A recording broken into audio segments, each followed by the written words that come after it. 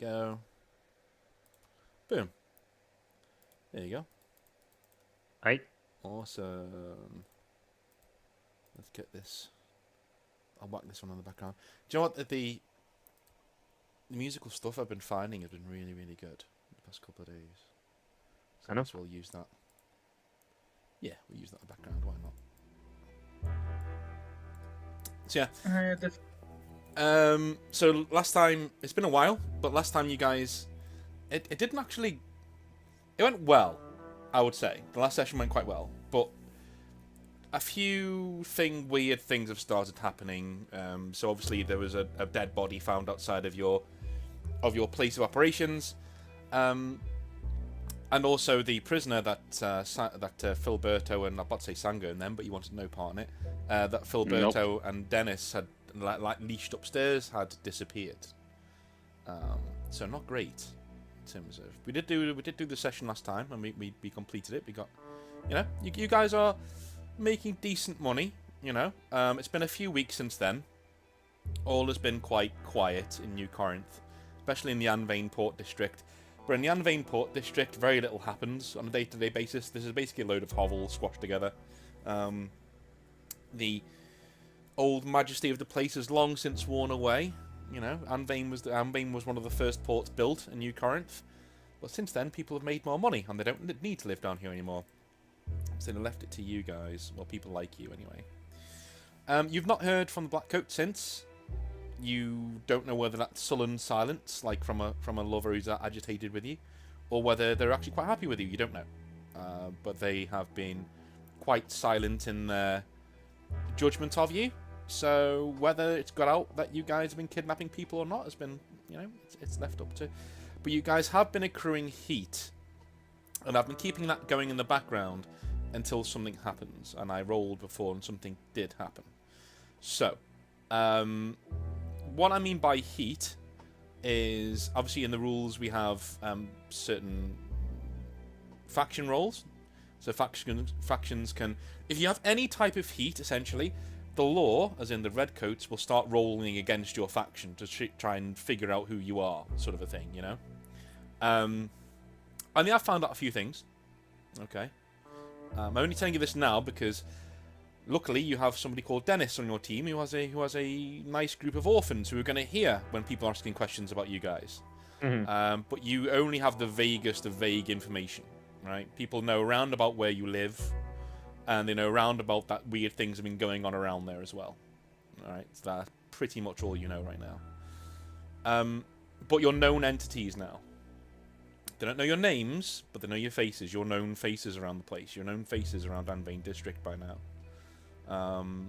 Known faces, God. As in fully recognised by face, not just vague description. Well, the Anvain Port District isn't small. But definitely around the library buildings and around there, definitely you're known faces around there. Yeah, definitely. Because you do move around. You're not in the library all the time. And the people who live around there have been saying, hey, they're there.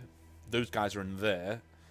You guys did nearly try and kidnap somebody who got away when you were on the assassination contract.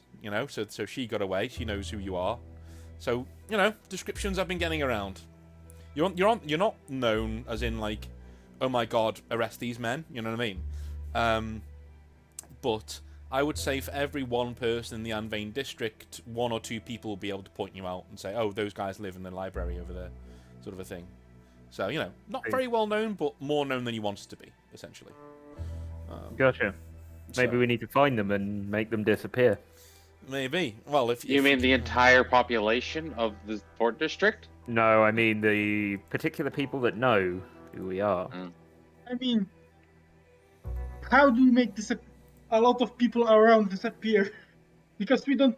I mean, we could probably pinpoint everyone who knows about us, but I think it would be easier to just get them on our side. Pay them off.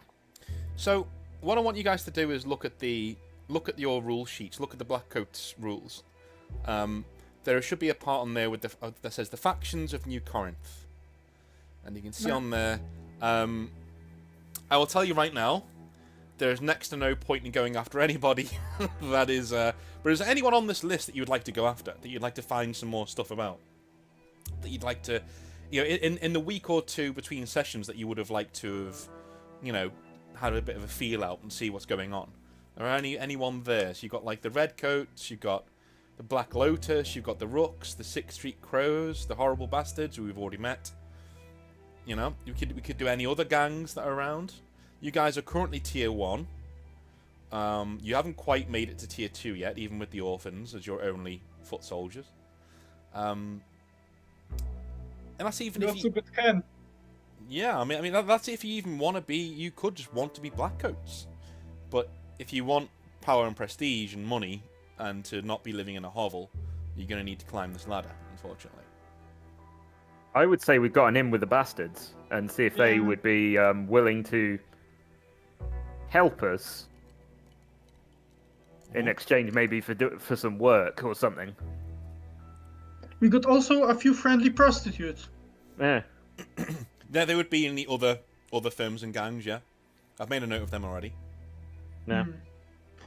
Question is, how can we use them to make sure people stay silent? Well, maybe that you can get protection. You can buy protection and buy favor. I.e., it's a case that they might know some of the Redcoats, pay him off, make them look the other way. Alternatively, do we know if there is a gang in which area we operate on? Because alternatively, we could become the gang of the area where we shake people down, etc. So that is a very interesting question. So the only gang you know of in the Anvain Port district is the Horrible Bastards. There are lots of smaller gangs around. Okay.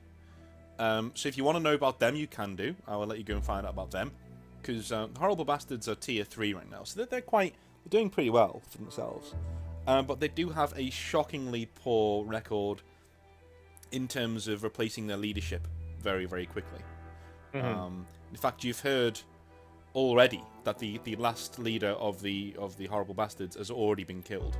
The guy you spoke to last time has already been killed. He's been replaced again by someone else. Again? Just take them over? Yeah. So somebody else has already taken over the Horrible Bastards. Nice. Well, it's a good thing I haven't paid him yet. Yeah. Yeah. So that deal was null and void, no matter if it was good or bad. It's null and void. But that has come to you. But it's kind of like a horrible bastard sort of a thing. It's almost like their little, a weekly ceremony they do where they just off the leader and select somebody else. There's always a bigger fish, essentially. And they could keep the deals at least. Yeah.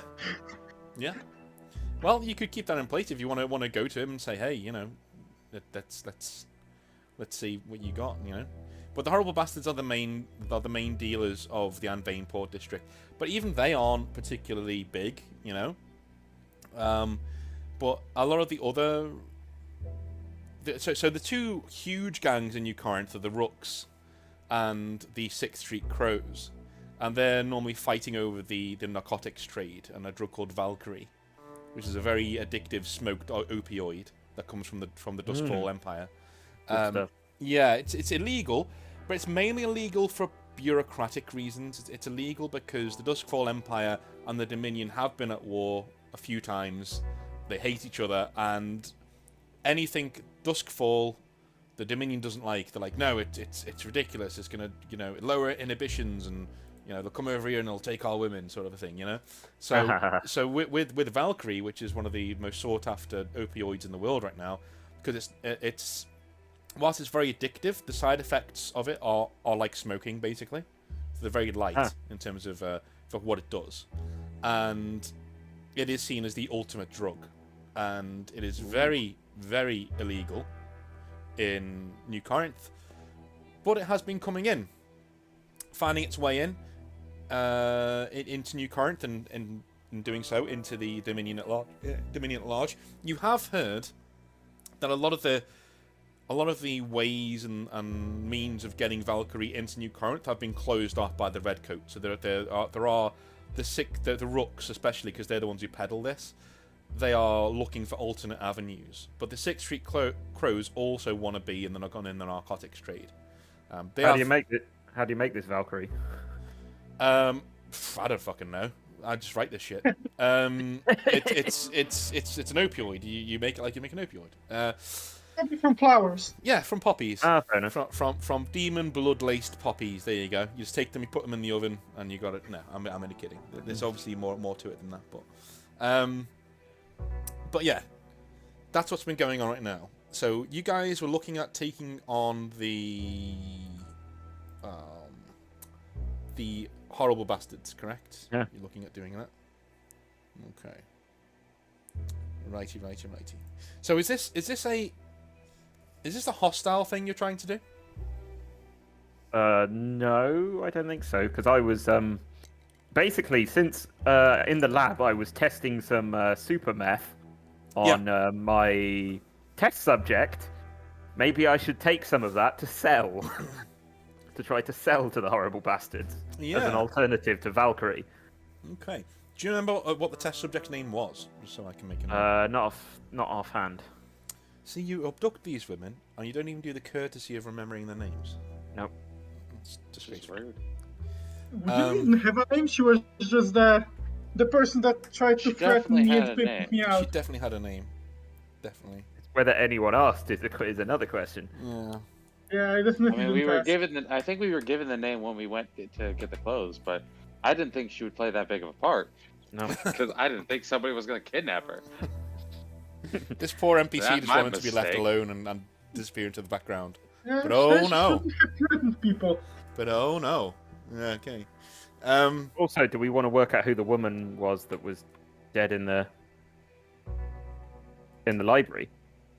Probably some prostitute. Maybe you Yeah. might Did we want to get find any that out. more? Did we ever get any more information on that whole situation? So, what we can do... okay, so Sangon, you have a bar now, don't you? So you've been sorting out this bar for the last couple of weeks. Mike, do you want to describe a little bit what's going on? Like what how it looks and things, and what kind of things you want in there, and it's got 2 stories. It sort of looks like a mooring right now, so it has a mooring attached to a little jetty, like a little a pier. And it's a solid building. The back of it is made of stone, so nice solid foundations. But on top of that, it's built in wood, so it's built in all timber. And you've got 2 floors. So what are you looking to do with it? Well, I wanted it to be, I didn't want it to be opulent by any, stretch of the imagination. It's just more of like a comfortable place, not like brightly lit, but not like dark and dingy. I want to have, I don't particularly want like nobles and shit coming in there, but I also don't want it to be filled with, the dregs. Okay. Just like comfortable enough that people can kind of come from most of the walks of life, Yeah. and not feel like they're gonna get shanked. Okay. So let's do this then. We did how much it was going to cost last time, didn't we? Yeah, we did. I think we did 5,000 plus an extra, and I put up 3 of that, I believe. Yeah. And then, Filiberto put up 2. But then I said, I also said I was going to drop an extra 500 to just up the level a little bit. Mm-hmm. All right. So you've managed to source. You give me a general description there, which is fine. So you've managed to source some nice, leather seats, and you think that these would have come from some old brothel somewhere that have been taken out. So you've got these nice faux leather seats with they're pretty beaten up, but they're nice and comfortable, and you've placed them where they need to go. There's a bar downstairs with spigots and full pumps and things that have been installed. There are lots of tables and chairs around, things like there's even a little stage area where you can put like a band on and things like that. Most of the windows here do not have glass because we're on the sea, and this is at the end of the day, this is a sailor's port. You haven't had time to get glass windows just yet. Upstairs, do you want that to be to the public, or do you want that to be just its own thing? I think I mean, are they like bedrooms, like kind of a? Yeah. There's like one main room inn? upstairs, and there are like 4 or 5 separate little rooms. So I think like there can be like a meeting room that is primarily for, if we need to arrange meetings with other people or something, or Okay. just kind of have talks or discussions, and then the rooms can be rented out potentially. Mm-hmm. Do they have a cellar at all, or is it completely up here? You do have a cellar because you have Nice. to get to the spigots and things like that, and the barrels. So there is a cellar downstairs, yes, where the barrels are all placed. Cool. It's pretty cramped down there, but it's a cellar nonetheless. Well, you've Remember, got to have we- somewhere to throw people down, if you need to. We already talked about this. Well, the sea is right there. Like, Yeah. there's no need to. None of your kidnapping bullshit in the bar. We had this discussion. Do we Okay. have a name for the bar? Yeah, I was gonna call it the Dawn's Break. The Dawn's Break. Okay. Not bad. All one word or 2 words? 2 words. No, okay. All right, and the sign can be like a sea with like the sun rising over it. Would be quite nice. Yeah. Go on there. That's pretty cool. So the opening night is upon us. Okay, so we're opening the session with you having the exact conversation that you're just having with me, sitting around a table downstairs as workers go about their business around you, getting things ready, and invitations have been sent, but I'm guessing it's just an open invitation. You're holding court, basically, aren't you? Saying, "Here we are, hello." So, yeah, carry on. So we were thinking about. You've just finished saying, none of your kidnapping bullshit, things like that, and what else are you guys planning to do? So you're going after the. You're going after the horrible bastards here. So let me just do a roll here. In fact, why don't one of you do a roll? D6 plus 1 because you are level 1. So Hey. D6 plus 1. Whoever wants to do that. I'm not going to do a defense because you're not doing anything, overtly Okay, I'll hostile. roll then. Oh, brilliant. Okay. Shit. I'm glad that we let you do the roll. Yeah. So you got a 7. So the guy who is running the new guy is called Muckamuck. Okay.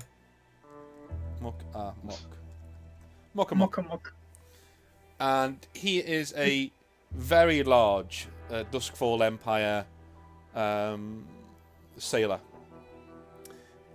but he has a brain. This is this is very, very, very important. May have a silly name, but he has a serious brain. And this guy has developed a business of his own, running protection for different merchant captains who are on the Black Glass Sea, things like that. And he's come he's come to New Corinth, and essentially he didn't even fight the last leader of the horrible bastards. He just paid everybody off, and they killed him for him. Now, he has he has a very large great axe that he carries around with him, and 2 lovely pistols. Yeah, he has 2 long range Sequoia revolvers too. And he is not afraid of walking around and showing them off and showing off his skills for people. But he generally seems quite a chill dude. He won't cross you unless you cross him, basically. He's a veteran of the Black Glass Sea. He's fought in many petty wars between counties and duchies and things like that. He has been down south. He's been up north. He's been, his mother was from. Where are my notes? You know where his mother's from? His mother's from Notes. Hey, you scored a 7, so you know a lot of shit about him. So his mother's from Felharrow. So his mother's actually from the capital of the Dominion. She's from an actual. He could be from an aristocratic family, because he does sound. Whenever the orphans have come back and told you, Dennis, like he does sound like he's very eloquent.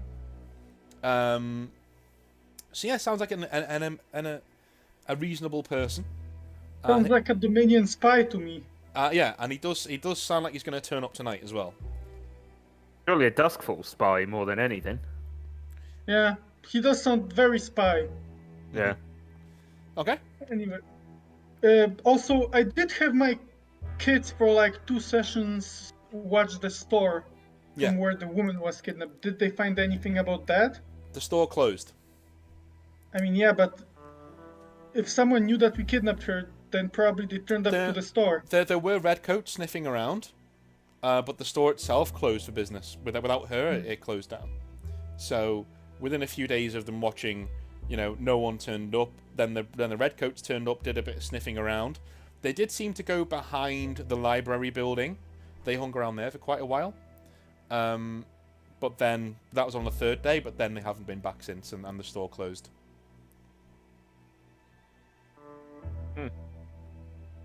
Yeah, okay. Yeah, so you have to find somewhere else to go and get your disguises from now on. Fine. I think I was still wearing a red coat disguise. Yep. So I am going to pick up my super meth that was up in the lab Yeah. and grab it. Are you moving anything into the Dawn's Break, or are you? No. We talked about this. You guys You got can a move farm. it to the farm Yeah, if you you guys want. got a I'll farm take it. where you guys could do your. Oh, right, I should post the map of the farm I sent to Thank the you. GM. Yeah, you have your farm for your more nefarious things. This is. you Yeah, wanna and you're keep not this allowed to place- go there. That's fine. I don't want to go there. You can Well, make you actually map got in the some underground options. torture room for now, because it's empty. You've got some crop rotations? Gosh. Yeah, it's needed, otherwise the soil will go bad. Okay, fair. Somebody's done some research. Yep. Jesus. Barn with pigs and then an underground torture room. Got it. Yeah, to hide the smell and, to Yeah. hide the smell and sound. You got to take the teeth out first for the piggy's digestion. Yeah. And you've got to smash up the teeth. They're the Yeah. only part that survives. Yeah. Tools. I love our tool shed is just there, like nice and innocent. Just tool shed. Yeah. Like, a couple of feet. Hopefully high. not a murder shed. No, the murder shed is under the barn with the pigs. So who's Come on. working the land then? Are you working the land yourself? I think I described that I would hire farmhands for it, like pay them slightly above the average wage, but have them also be the ones to sell the crops. Basically, I assume that they will embellish money. I think I said the same thing, but basically the plan is that they're supposed to think that this is the hobby of some sort of rich town kid. Yeah. So they just don't really question things, they just think that they're exploiting some stupid kid and they get a lot of money out of it. I So- was going to say, fuck them surely over. just let them take the crops as payment. That's feed them. Why would farmers need crops? They already have farms. Yeah, food that they can sell. They can sell the surplus. Yeah, that's the If basic. they're all basic subsistent, idea. if they're all subsistence farmers, then you can just give them more land. Do you know that it says house to stay in when visiting the farm? Is that Filberto's house? Or I does guess he- so. or I think does that'll he- be. I think that'll be ours. I think that'll just be the house that we just leave unoccupied for the most part. Yeah, like I sometimes visit with the orphans to like. First of all, just for fun. Second of all, to like create the illusion that it's wholesome and stuff, so nobody questions it. Yeah, so that's really cool. So you got this like really nice, well, it's not nice. It's like barrowland, farmland. So it's quite dour, but it's got 2 farms there. So you got everything you see there, but there are kids running around and playing in the fields, and you can hire a madam to see to them and make sure that they're being fed and they're not doing things that are too rambunctious around the farm, things like that. So it's but then underneath the surface, there is there's only one room right now, but I'm guessing you have plans to expand this complex that's underneath the ground to have more rooms and more spaces to do your nefarious deeds. Yeah, sure. I'd be willing to dig out a cellar. All right. Cool. Awesome. So like it's like Sango, and you're sitting there like, and as Dennis gets this little map out, and he's like, yeah, we could put the spine hooks over here, and he's like really calmly just pointing things out, and just like It's literally. That's where the kids will he's play. like mumbling under his breath. There's not enough alcohol in the world. yeah. I'll Oh, see you guys in therapy. Going on alcohol, what kind of alcohol is there at the Dawn's Break? Are we doing top shelf stuff for the opening night, or are we doing? I mean, for the opening night, Mhm. I think it's it's not. We're gonna. I don't think we want to go too high up for the opening, just because we don't want people to just have the really nice stuff and then have not as nice stuff afterwards. So it's kind of like above average, but have the top shelf if there's like a particular guest, and then have it available. But as we're giving out some of the other like stuff is like the cheaper stuff as samples, not like cheap, but like middling. Mhm. You know what I mean? Yeah. Kind of, but have like the really nice stuff displayed, but very much, if you want to pay for it. Okay, cool. Let's say opening night expenses, 200 shillings. Let's call it 200. So, Alright. So this is just for food and the stuff that you're only buying just for tonight. So food and booze, lay it all on. You ready to go? Yeah. I'll chip in 25. Just 25. Alright. Just 25 shillings. A round of drinks, basically. No, it's good money. It's good money. So Yeah. there you go. So you're ready to go. So, are you guys ready to? Oh, hang on. Now I've got to do some rolls. Let's do some rolls. Whoops. Oops.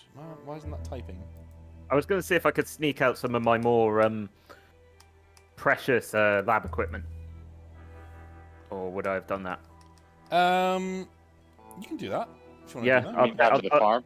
Yeah, I'll take it out, and the more expensive stuff, the cheap stuff like small beakers and stuff, I'll just rebuy. But the fancier pipettes and all that other stuff, the expensive stuff and some of the reagents, I'll try to see if I can pick up. My 1, 2, and 3 keys aren't working. How weird. I wonder if they're working over here. No, they're not. Weird. How strange. How strange. 4, 5, and 6 are working. The tiled key is working, so literally just that key. Unplug and replug the keyboard in. Yeah, the weird thing is the 1 and 2 on the other side isn't working either. Right. Huh. Fucking weird. Okay. Caps lock, num lock. No, caps lock, num lock on. Range. Oh, there you go. Put num lock on and it worked. Weird. 1, 2, 1, 2, 1, 2. That works. But on the other side, they still don't work. Really weird. Really fucking strange. Yeah, I got nothing.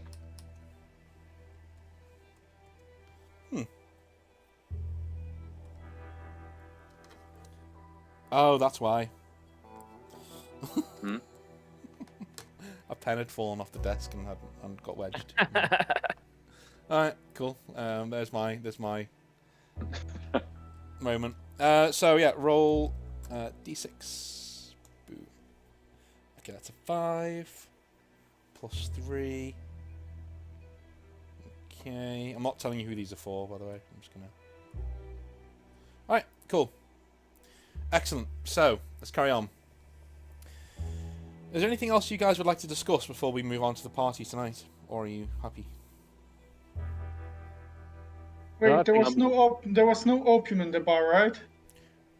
That's not my decision. So what I said is like I don't want this to ever become an opium den. I'm not gonna have people renting out rooms and getting just high, but you guys can sell it for them to take elsewhere.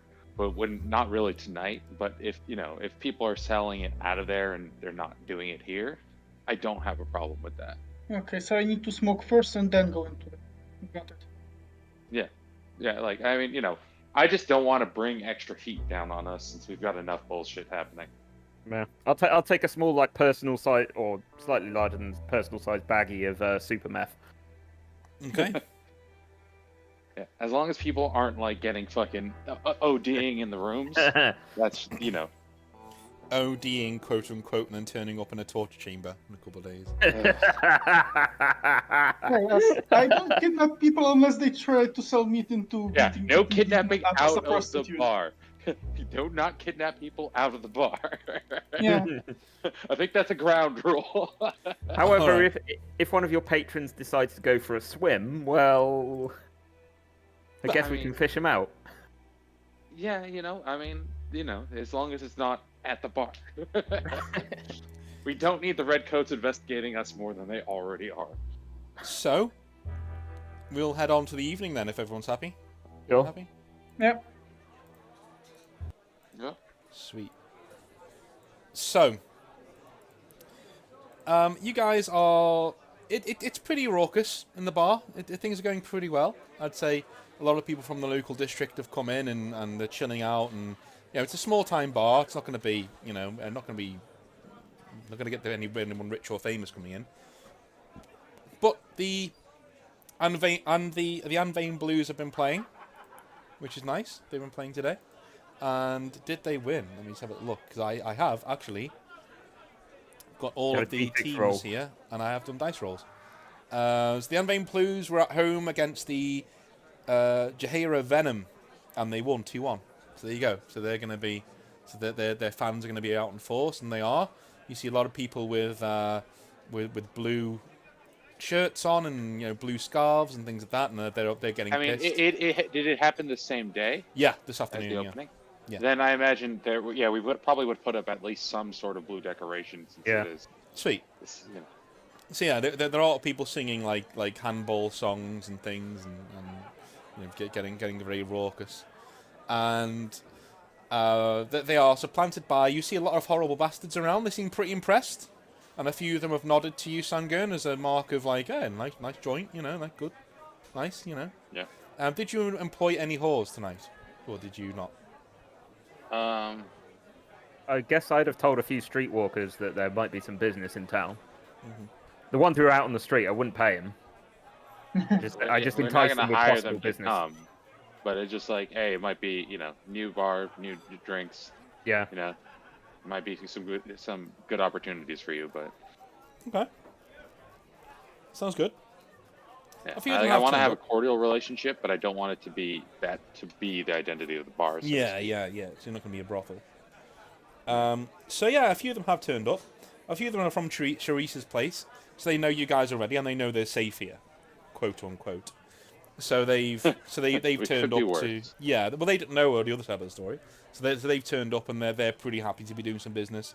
And a few of them have asked to go up to rooms. Have you put beds in those rooms and things, and like people? Yeah, can stay over? we said we got the 4 rooms. I mean, they're if we end up having people like crashing, it's set up so that people could potentially stay there a few Okay. nights if they want to rent out a room. So Yep. So that's not a problem. That is going on. We can say that is going on. Not a But problem. it is very basic. Yeah, well, I'm assuming it's Yeah. a bed, a stool, and a chamber pot. That's it. Yeah, pretty much. Yeah. So yeah, they're on a candle, obviously. So they're people have disappeared and money's being made, and you have had Sangern, some of the girls come down and they've offered you 10% of what they've earned. Are you gonna take that, or are you gonna want a system some more? I mean, yeah, if they're offering the 10%, I'd say I'd probably actually say like tonight for the opening, you guys keep it, but if you keep it, you guys want to keep coming around after tonight, then yeah, we'll have that be our cut. I think just kind of get the ball rolling, Okay. let them kind of do their thing. So Ball's rolling. So one or two offer you a service in payment out of gratitude, and it's up to you whether you take them up on that or not. We don't need to role play it, but that's that's something. You don't want to role play that with me, Dean? You don't want to? No, I mean, I'm not even past my first rum and coke yet, so no. In about an hour's God, time, we can revisit this scene though, and I will rock your world, my friend. Good Um, God. I do not need any more to drink. I was Yeah. still drunk when I woke up. Oh Jesus. Well done. God. So yeah, but so now, Sangern wouldn't is kind of like his whole bloodlust thing. He kind of stays away from all that. yeah, He doesn't want to risk it. just in case. Yep. Mm-hmm. How hungry are the vampires in attendance today? Let's roll a d6. How hungry are you guys starting the session? Oh no. Roll for hunger. I'm gonna add +4 to this because you haven't had. Yeah. Okay. So Sangun, you're a little hungry. Yeah. You scored a 5, and Dennis, you're not hungry at all. You just ate. Basically, you're fine.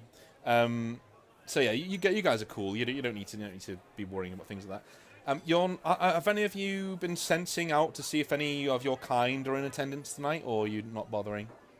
Nah, I No. don't like other vampires.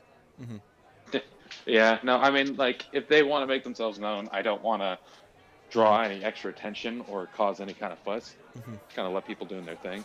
You know, the only, thing I would do is kind of keep an ear out in case, to make sure no one's getting hurt upstairs. Yeah. You don't get a sense of that. The bar is getting quite full now, and one very large,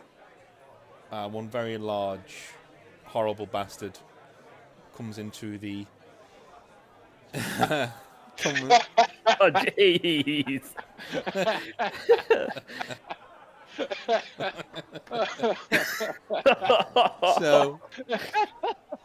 So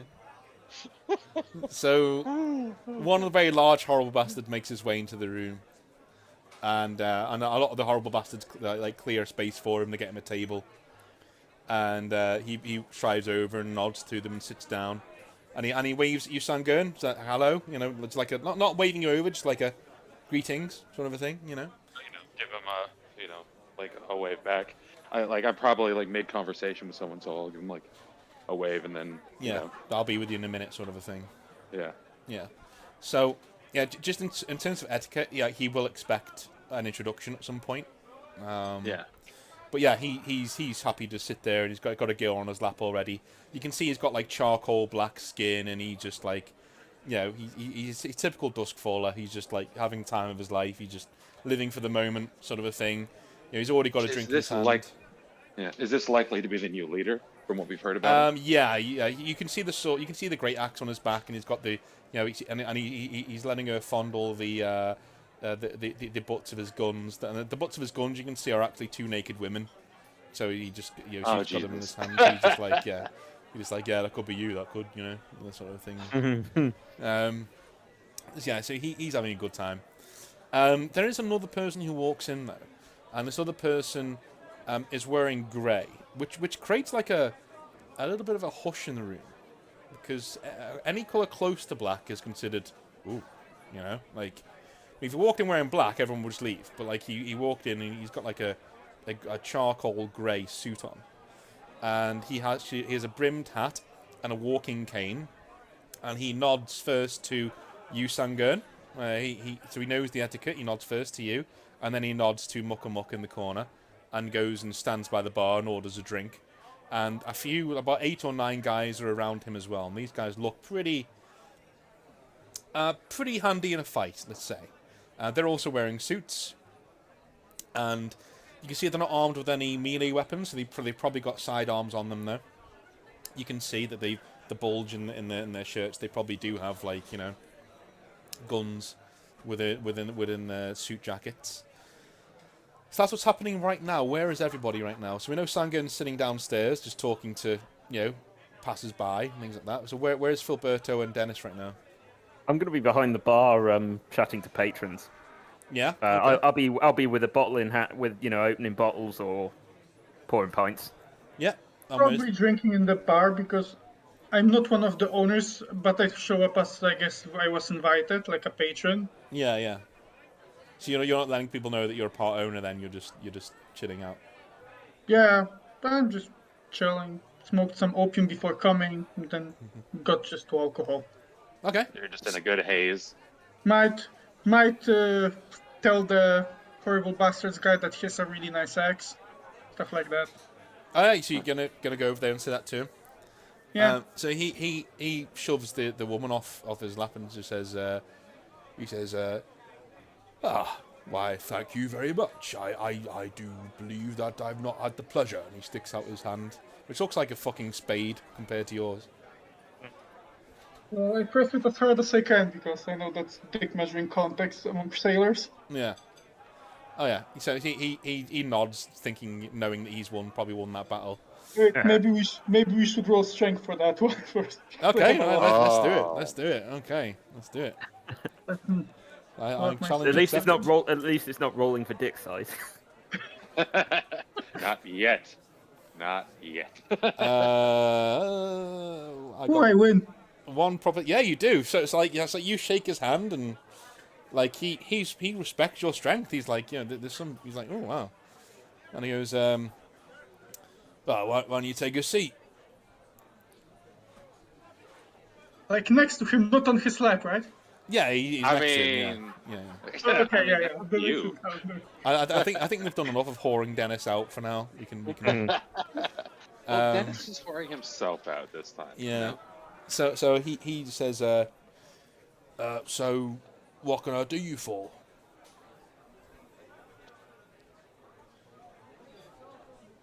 I mean, you came over to my table, right? And I just, what do you want? I honestly was just admiring the axe, but if it's come to this, we can have a drink together. Yeah, why not? And he claps his hands, and one of the girls comes over and goes, what's your poison? Let's try some rum, I guess. Yeah, classic, sailor classic. Yeah, pour us some rum, love, go on. And so she pours some rum for you both, and he raises his glass.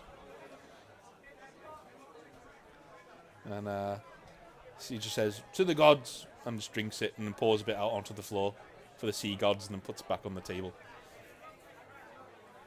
So I'm gonna. Oh, go on. Go on, Phil. There, I was gonna ask one of the patrons. Who's the guy in the suit? So what kind of patron are you looking at? There's like 3 people at the bar. One of the people at the bar is the guy in the suit. So Okay, fair. I'll just ask him. Oh, I don't think I've seen you around here. So he I'm just nods. He has very aquiline features. He's got like a sharp nose and sharp, almost cliff-like cheeks. Yeah. And he just looks at you, and you can see his eyes are pitch black, like literally. There's no colour there at all. And he just says, hello, very, very nice to meet you. Very, very nice to meet you. It is an absolute pleasure. Can I shake your hand? And he like holds out his hand. And Okay. Sure. He shakes your hand and puts his other hand and goes, that is just how I thought it would go. Yes, it's wonderful, wonderful. You are Philberto, are you not? Who's asking? I'm going to continue just with my. I'm going to go back to scrubbing my beer glass or whatever. He's just going to pretend to be the barman, basically. Yeah, I am standing. Yeah. So he looks kind of abashed that you don't know who he is. And he goes, "My name is Silas Leadhome, my friend, and I'm the leader of the 6th Street Crows. You're sure you've heard of us?" Ah, interesting. So Interesting. I'm going to put that name into the. There you go. What brings you to this fine establishment? Well, I'm hoping to have when the dick measuring contest on that table peters out, I'm going to go and have a word with my new friend Muckamuck. We have recently had cause to plant him at the head of the largest gang in Anvane district, so yeah, he's a good person to get to know. Yeah, I'm sure he is. He What nods and brings says, go on. you been trying to take on the Rooks or something? He at the mention of that name, he just like his eyes narrow, and his companions sort of like look around. He says, "Yes, you wouldn't have heard of anything that they've been doing in the district recently, have you?" Nah, just the old small fry shit, you know. Random people getting beaten up, you know, the usual. Nothing too interesting. Right, and he nods and says, "Well, I think I'll take my leave of you and go and speak to my illustrious friend over there." You want one on the house? Why not? I'll just hand him a drink on the house. Yeah. Okay. What are you handing him? I'll hand him a nice beer. Okay. So he takes that gratefully. He goes, "Ooh, oh, lovely," and he just like sniffs at it and and he takes a gulp. Do a wits roll for me.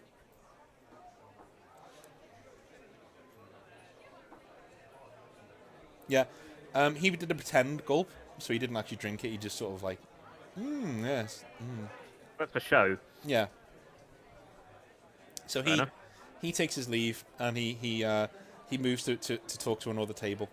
Mukamuk actually waves Sangun over, like Sangun he waves at you and says, Yeah, can I mean, have a word?" I'd have finished up my conversation and probably gone to the bar and gotten a round. Since the crow guy's heading over there too. Not that I know he's a crow yet. I'd probably grab like three like glasses of rum to Okay. bring over there. Sweet.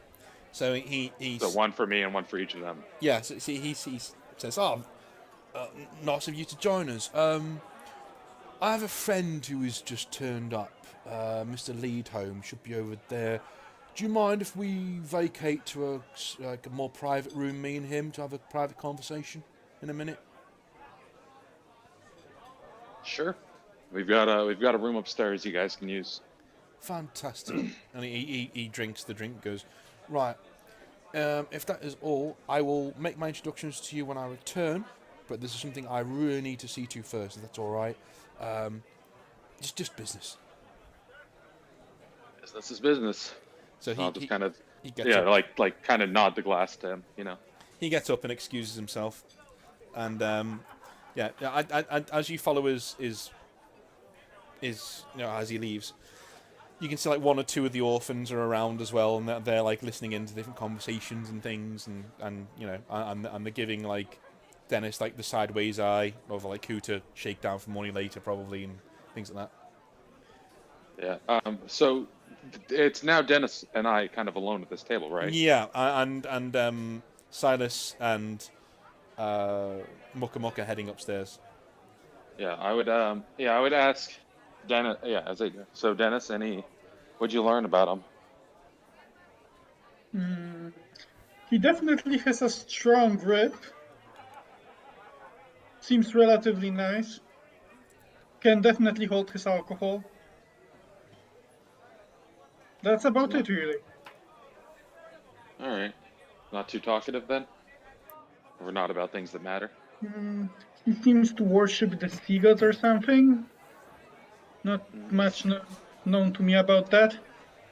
Yeah, worshipping the sea gods is quite a normal thing for sailors to do. I was gonna say, yeah, it's probably pretty standard around there. All right. So, I was like, all right, well, keep your ears open, and I'm gonna keep making my rounds. Okay. guess. Would anyone like to do anything at this moment in time in the party?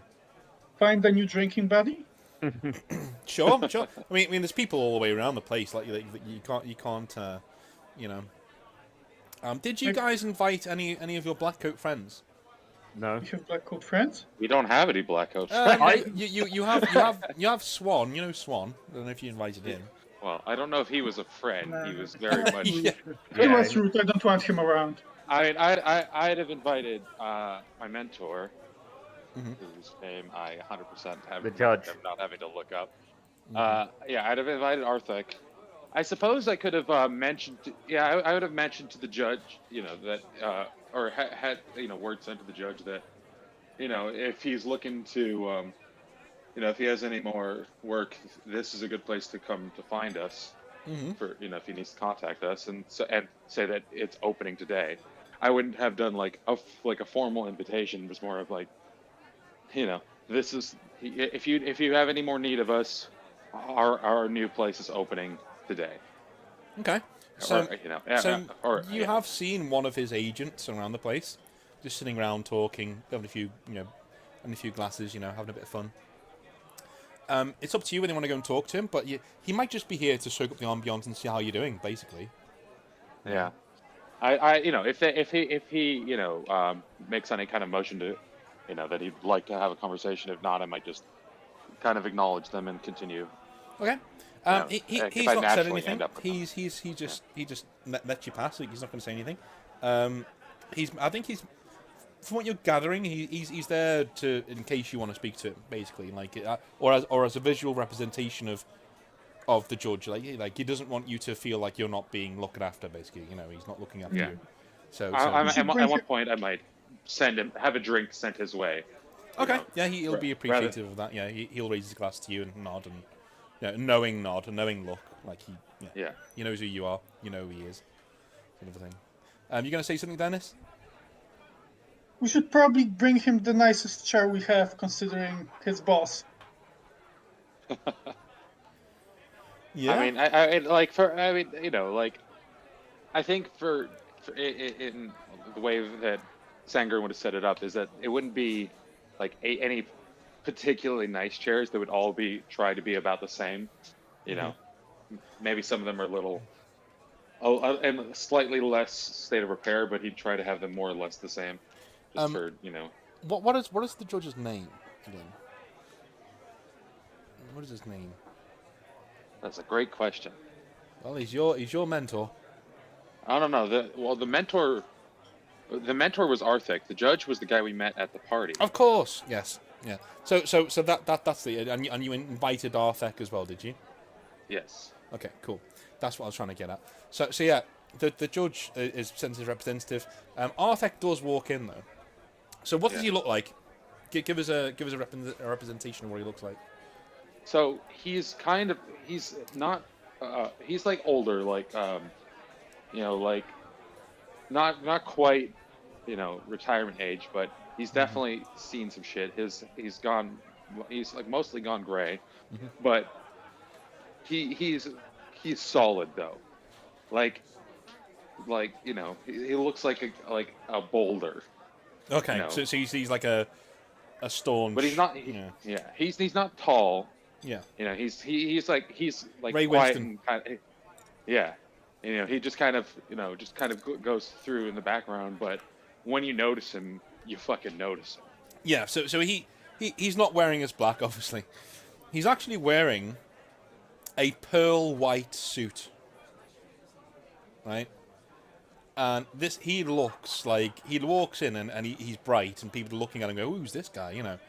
And he strides in, looks around, and if you can imagine a guy, this is Ray Winston who's just walked in, guys. Okay, this is literally we're doing this as a TV series. He's just walked in, and here he is, in an all white suit and a red tie. He has white gloves on. And he looks around and he says, he looks over and says, "Sanger, my boy," and he walks over to you. Yeah, I would excuse myself from whoever I'm with, and come up and give him like a proper greeting. He shakes your hand merrily. He says, "Sanger, too long, bloody too long. How are you, my boy? Lapel's bloody good choice, as he's shaking your hand. And he says, "Sorry about the get-up. I like to get as far away from office clothes as I can when I leave the office, if you know what I'm saying." Oh, I understand quite well. And then I'm just gonna kind of gesture to one of the certain people. It's like two of, and I would bring out one of the nicer bottles, or just like two glasses of like one of the nicer bottles. I would imagine Sanger would know the name of a nice bottle. just make one up. 2 shots of the Widow. Oh, nice. Okay, so he brings that out and he sips at it and goes, bloody good choice. This is good stuff. And he takes it and says, "Listen, I don't mean to be a bother, but I have come in an official capacity. Understandable. Nothing for tonight. Don't worry about tonight. It can be done tomorrow. But are the other 2 reprobates about anywhere?" I'm just gonna kind of, I'm just gonna nod my head. He's never met you before, so. Oh, okay. I would nod my head. It's like one at the bar, and then nod towards Dennis and the one carousing over there. He nods and says, "Right, good. Get into a room, anywhere, or even down here is fine. As long as we're not heard, be fantastic." We have a room upstairs it's a good meeting room, but someone's in there just this moment. Okay. As soon as they step out, we'll head up. I'll grab the other 2. He nods and says, "Regale me what's been going on. How have you been, my boy? I have not heard from you in such a long time. Swan had a lot of complimentary things to say about you." That's good to hear, since he was rather intense when we met with him. He nods and says, that is Swan, that is what he's like. But when he takes a liking to you, he wags his finger and says, yeah, you'll do well to have any better allies in the city, my boy. You remember that man. You remember him well. This will be hard to forget. But yeah, so I'll kind of give him like the Cliff Notes versions of what we've done, avoiding keywords. He nods because he's read the case report, so he nods. He's like the kind of stuff, and kind of mentioning the kind of stuff that wouldn't necessarily make it on the reports, because I do definitely want to get his opinion on some of the weirdest shit we've had to deal with. Okay, well we're gonna have to roleplay that because I need to know what you're. Yeah, that's gonna be when we're in the room, because he'd like to be able to speak openly about what the fuck was going on with this, skulls and vertebrae. Okay, that was unpleasant. So, is anyone doing anything with the... I'm going to come out and ask, is anyone doing anything with the meeting upstairs, or are you just going to let them go and have that meeting? I was going to let them go. I did want to ask some of the patrons about recent events, like if they were... if they heard... Because I assume that they'd have heard or seen an explosion from the island. Yeah. And it's made the rounds, but they're not going to know anything about it. They said, oh my god, you just hear like, that's amazing. Like, what the hell happened there? There must have been a breakout or something. And that's just normal speculation. Again, these are just your port hands. Not going to know anything about. No, it's fine. I'll just add to the speculation. Yeah. I mean, would Dennis have put any of his orphans on the task of trying to listen into the meeting? It's a bit too dangerous. But if I did bring Ken to have some drinking, I would probably tell him to sit outside the wall of the room or something. Okay, yeah, that's fine. I'm gonna do a stealth roll for Ken. Yeah. So he doesn't get spotted. Or he gets too. Well, you could have the most alcoholic spider just running into the room. Well, if you see Ken's stealth, it's pretty fucking high. He's fine. He's fine. So he gets in and he comes down and. You can... I'm going to do one more roll, actually. I need to do one more roll. Because it's him to get downstairs. Oh. Ouch. Ouch. This time, you hear a woman go, ah! And she's like, it's a bloody spider! And then you hear his voice go, all right. I'm trying to get by, all right. He was get psychic. Past. Yeah, that's what he's trying to do, yeah. But he's doing it to the room at this point. He's like, all right, calm, just calm. Like, I just want to get past. There's definitely a moment where Sangren just kind of sort of twitches, ugh, fucking spider. Yeah. He's like, look. I mean, he doesn't hate the spider. There's a visceral reaction. He's like, look, I'm not trying to claw up your drawers. All right, I just want to get past. We've got business. Just let me get past. And everyone just the whole room just stops. And the only thing you can hear is Sangan's black coat friend just chuckling to himself, because he knows exactly what's going on and he knows what this thing is, basically. I'm just gonna kind of shake my head. I'm just gonna kind of shake my head and just it's kind of like, Dennis. I throw a coat over the spider. And you hear him go, I'm just doing my fucking job. I'm fucking for underneath the.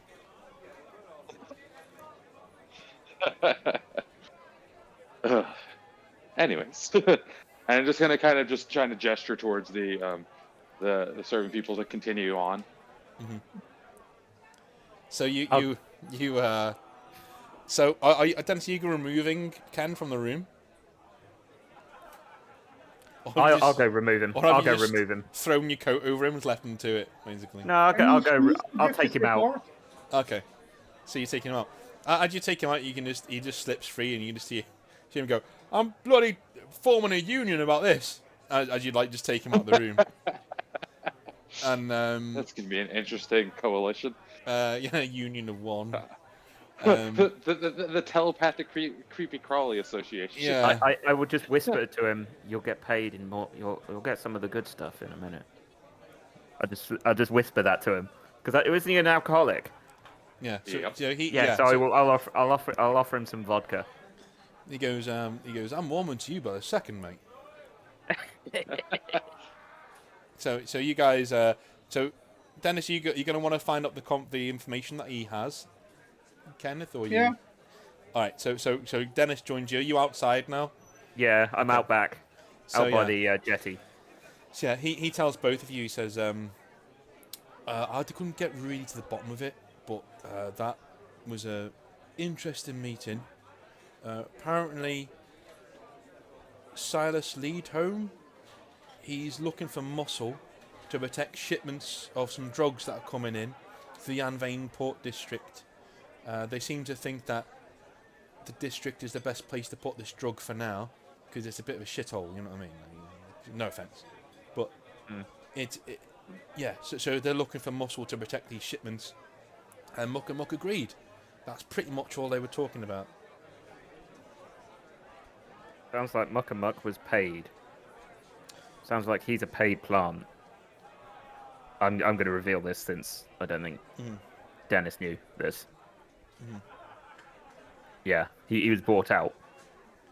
So you're saying that the crows have put this guy where he's... Yeah, Yeah, okay. that's how he had so much money Yeah. to pay off for an assassination job. Okay. What do you think, Dennis? Are you musing to yourself? I mean, the only thing that Dennis can think of as remotely useful right now is selling the information to the rival gang. But otherwise, they can't really do anything with this information, even if they have. Yeah, so you're thinking about selling it to the Rooks, but that's about it, basically. You just... Yeah, like, Which what would be a else can bad you do idea. with it? Yeah. So inside the room, people started talking again, and a few people have asked you what that was all about, Sangern, and sorry, type in his name. What's the guy's name? The Al something. Yeah. I'm gonna copy it because I've got it. Okay.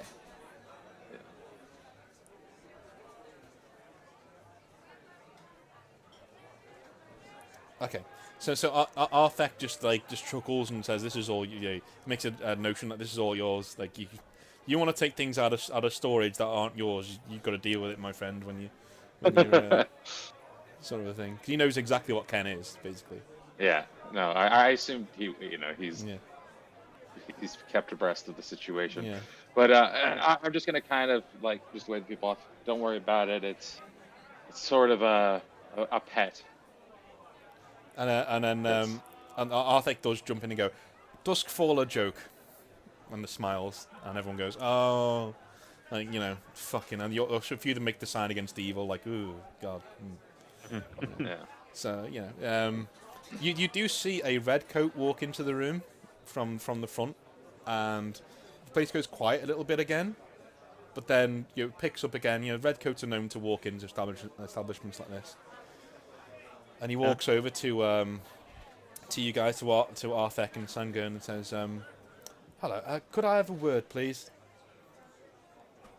Sure. And I'll kind of set down my glass to give him my attention. Or is he kind of gesturing to step away, or is he wants to go and sit down somewhere. Yeah, I'll kind of nod to Arthek and just kind of set down my glass. I'm gonna watch from the bar. Okay, so I'm going to introduce something into the fiction right now, and that's that Sangern and Arthek, you guys have developed a whole language of hand signals to each other. So add that into your thing. I just think it'd be cool. Don't do it if you don't want to. Then we don't. No, that seems like yeah.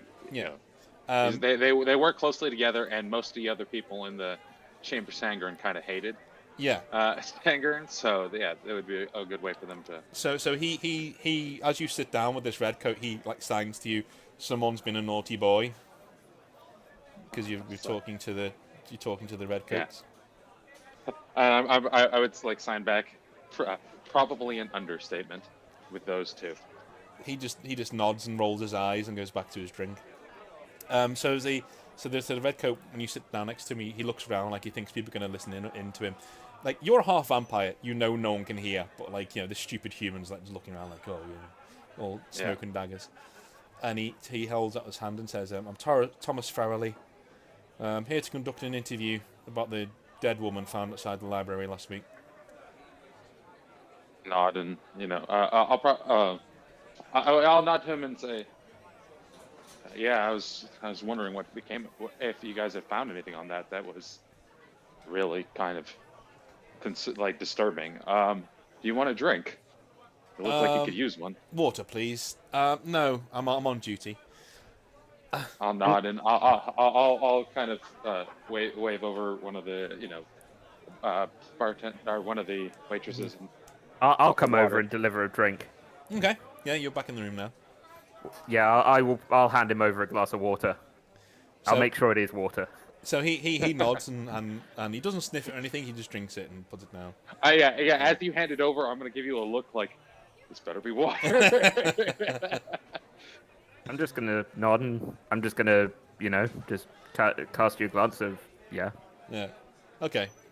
So he says, "There's definitely like if he was looking into it, there definitely would have been like a slightly relieved exhale." So he says, so I have it on good authority that you and your friends have been squatting in the Unvein District Library for the past month or two, or past 6 months. Yeah, well, we were kind of came into town and trying to figure out somewhere where we could set up. That's not an issue. Squatters galore in Unvein District. That's why we put you all here. You know what I mean? But he gets out a notebook and starts writing, and it says, "Where were you on the morning of the 24th of October?" As out of character, I think I would have been at the setting up in the pub, right? During the whole most of that event. Yeah, you've got alibis. Yeah, you weren't. Yeah. In fact, the 24th of October was 2 weeks ago, so that was when you were on the mission. You were on official Blackcoat business. Okay, but the Blackcoats Association would have provided alibis for us then. No.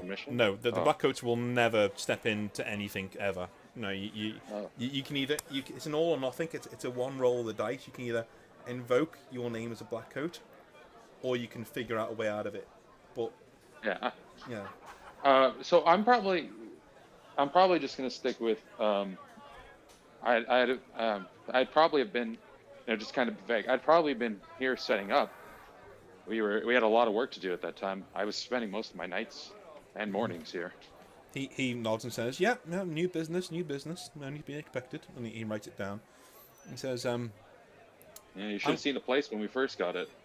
I'm going to be frank with you, Mr. It is Sangern, yes? Yes. Mr. Nocturne. He says, I'm gonna be frank. I'm not Frank, I'm Thomas. sorry. Little red coach joke there. And he goes back to it. He goes, "No, I'll be straight with you. The body was found outside of where you were squatting, and an arm and a severed breast was also found at the back of the library building a few days later.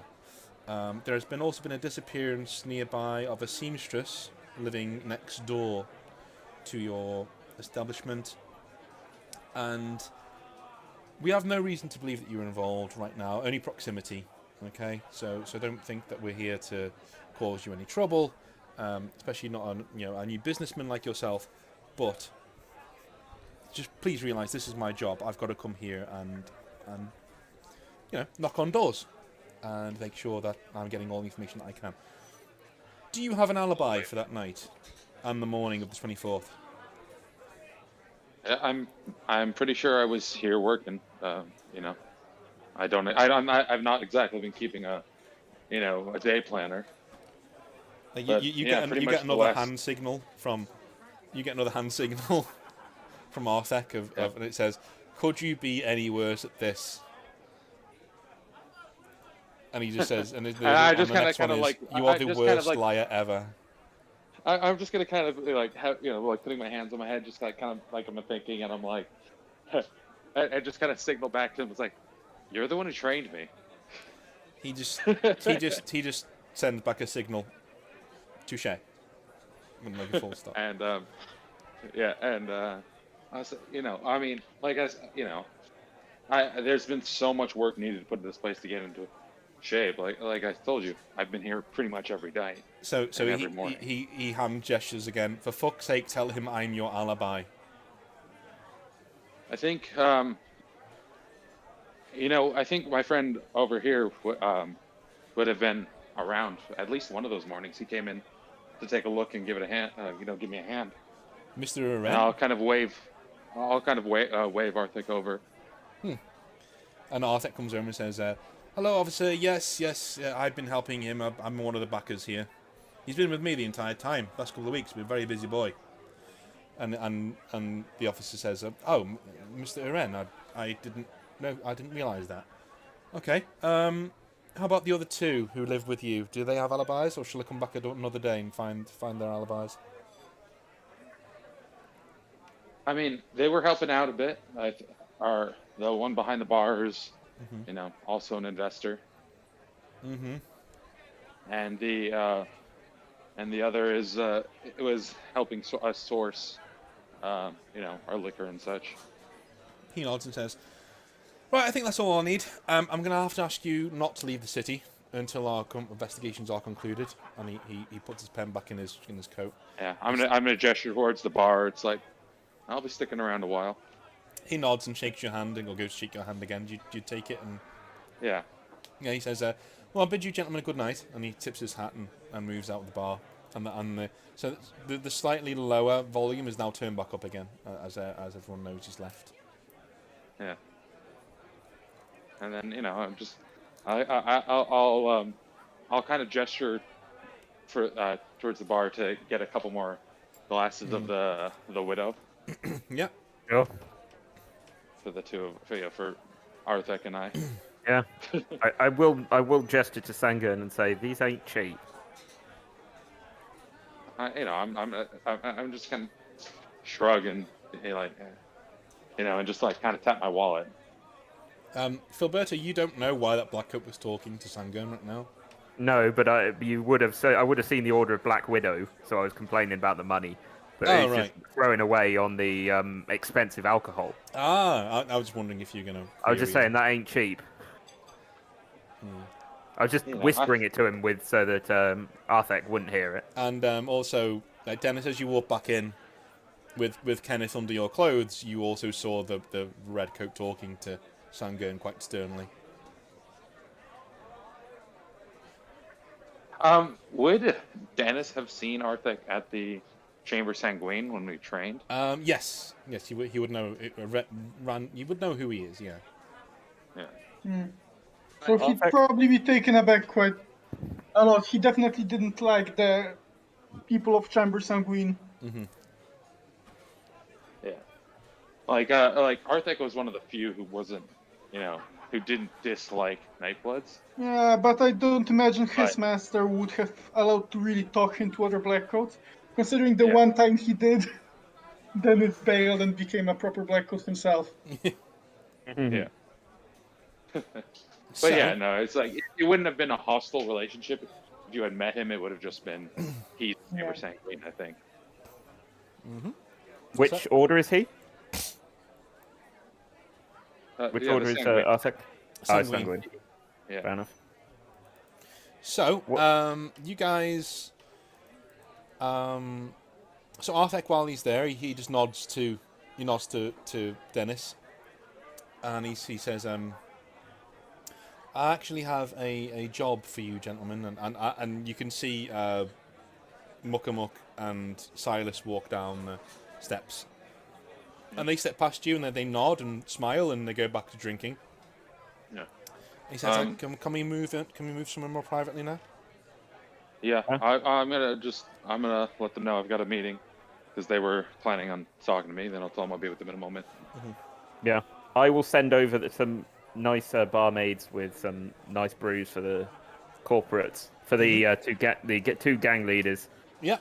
Okay. Nothing too fancy, just middle of the range. Pint, not the widow. No, not the Black Widow. No, just a middle of the range pint. Just a free on the house sort of thing. I just love how cheap he is. Like, just like, no. Well, it's not. Well, I'm not going to get you the best alcohol in the house, but I'm going to get you good alcohol, something that's tasty but not too expensive.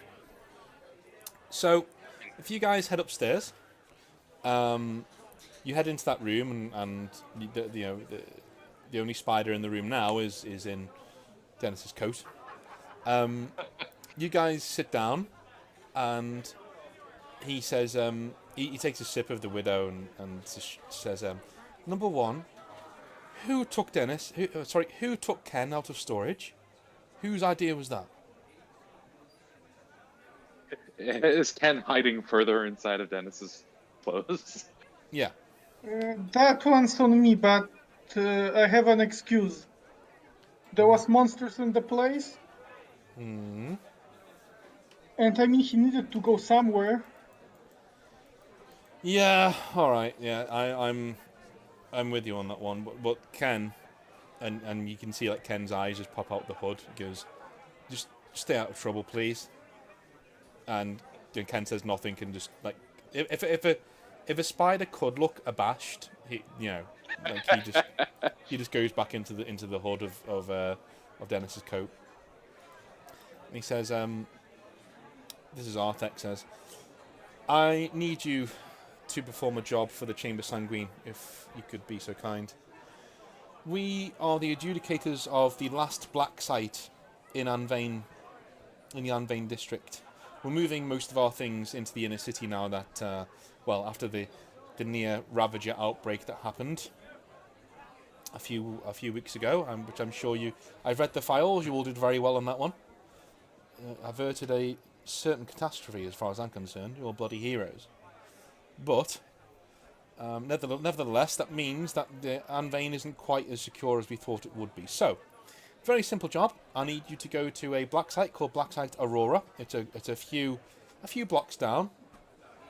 I need you to go there, literally take an inventory of what is there, and then I need you to activate the magma purge in that underground facility. It will fill the whole place with magma and get rid of anything that is currently there and destroy it. Any anomalies that are there will be killed, and we can move on.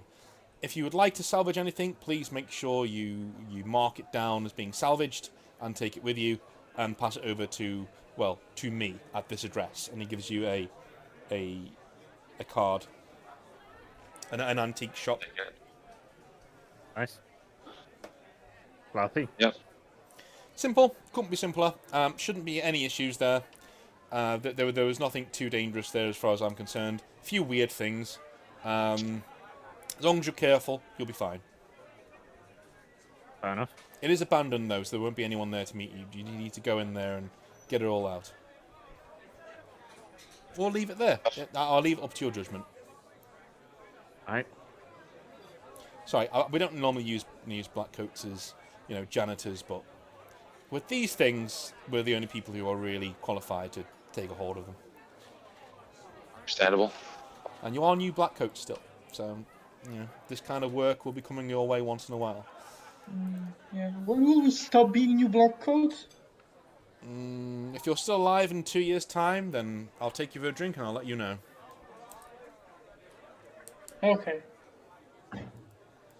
Sangren is gonna, give Dennis like a sympathetic pat on the back for that. Yeah. So he nods and says, "Well, if that's all, I'm going to be taking some whores and go home to my wife." And he just stands up and says, "I will see you very, very soon. Please stay safe." And he holds out his hand to everybody. Does everybody shake it? Yeah, I shake it. Yeah. But I'm going to be chuckling under the fact that he's just said he's taking some whores and then go home to his wife. Yeah. I'm going to say, have a good evening. Like, we have a high-stress job. Come on. Are you shaking his hand, Dennis, or are you? Yeah, reluctantly. It's a job. Yeah. So he leaves. He's quite happy. He leaves. It's like, well, we can head there tomorrow or tonight after we close up. Tomorrow. I need to sober up. That's sweet. So that'll be a good place to do a quick break if you want to do that. So Sure. I'm going to get a drink. But we will be back in a couple of minutes. Sounds good.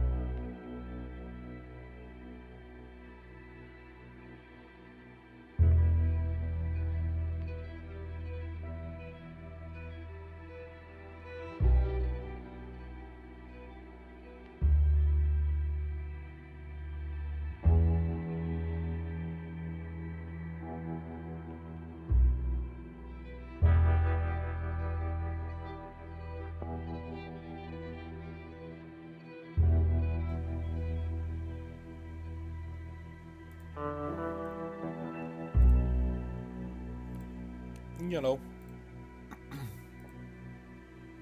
Yep. Alright.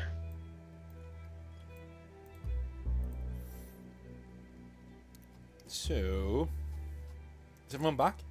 Or... I'm back. Yep. Mm-hmm. Back. Right. Let me just... So you guys, this is the next day now. We're going to the next day. And you guys are on your way. You guys are on your... I love the Philberto thing, it's quite funny. You're on your way to the Black Site Aurora. The address you have is number 17 Weinman Street. Number 17.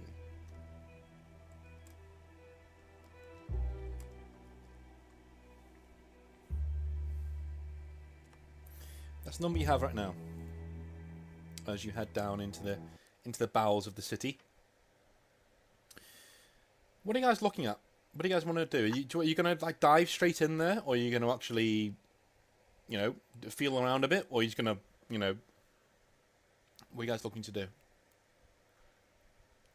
Feel around sounds responsible. Yeah. Yeah. Maybe get one of your orphans, Dennis, to wander around the area. No, not around the black side. Mm. Or outside, Are you or on the street. Are you guys? What equipment are you taking? Because you have been told that you shouldn't have any real problems in here in terms of, you know, being attacked. Yeah, I'm not risking it. I'm gonna list everything. Yeah, I mean, I definitely not go unarmed, but kind of with my sort of, you know, my standard kit. I'm not bringing like the Gatling gun or anything, but. Okay. I'll keep my red coat uniform on. Okay.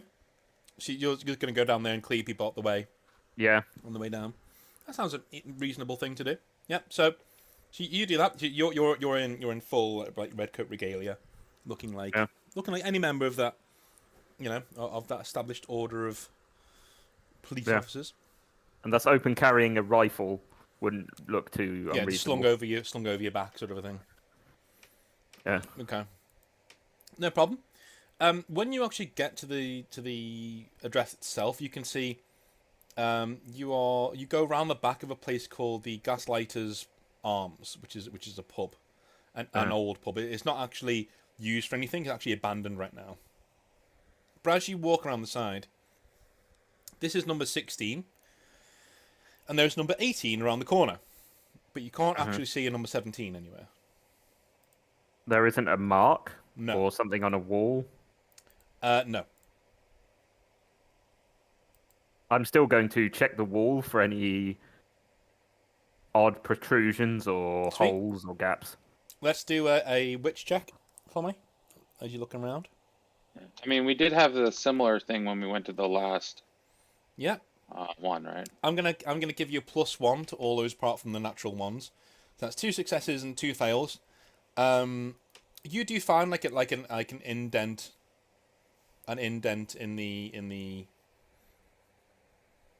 stonework that you can press in. And Okay. are you pressing it? Yeah. So you can automatically feel the rumble underneath your feet, as just like last time, the wall in front of you slides upwards a little bit, and below you it slides backwards and goes into a staircase that leads down into what looks like about 30 feet down to what looks like a door that is covered by backlit by an old electrical lamp. Interesting. I'm gonna stand. Is there anyone nearby? As in passers by? No. Yeah, passers-by. No. Okay, fair enough. Would I reasonably have some like a police line do not cross tape?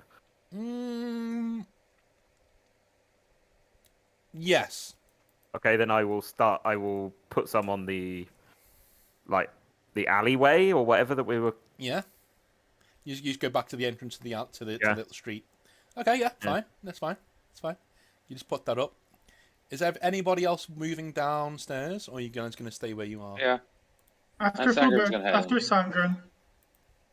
Sweet. So when you go down, you will see there is a door here. You have been given 2 sets of keys, and a code for a lock. So the code on the lock. So the vault code you've been given is 16, 22, 31, 89, and 96. 16, 22, 31. 89 and 96. That is the vault code door for when you're inside that you've been given. And you do have a set of keys for this first door and a set of keys for another doorway that is inside. And you can actually unlock. There's a latch lock on all of the cells that are in there as well. So you don't need keys to those. They've got latch locks on them on the outside. Cool. Who would have had those keys? Sangren, I guess. It was his Probably boss. Sangren. His boss that brought the mission. Mm-hmm.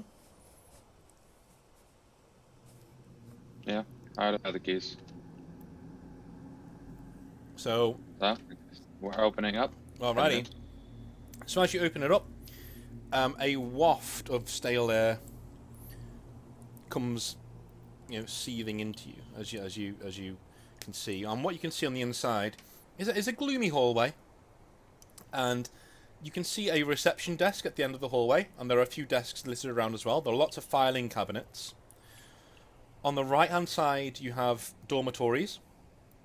Okay, so you've been in a black site before, so you kind of know what to expect. You see dormitories on the right-hand side.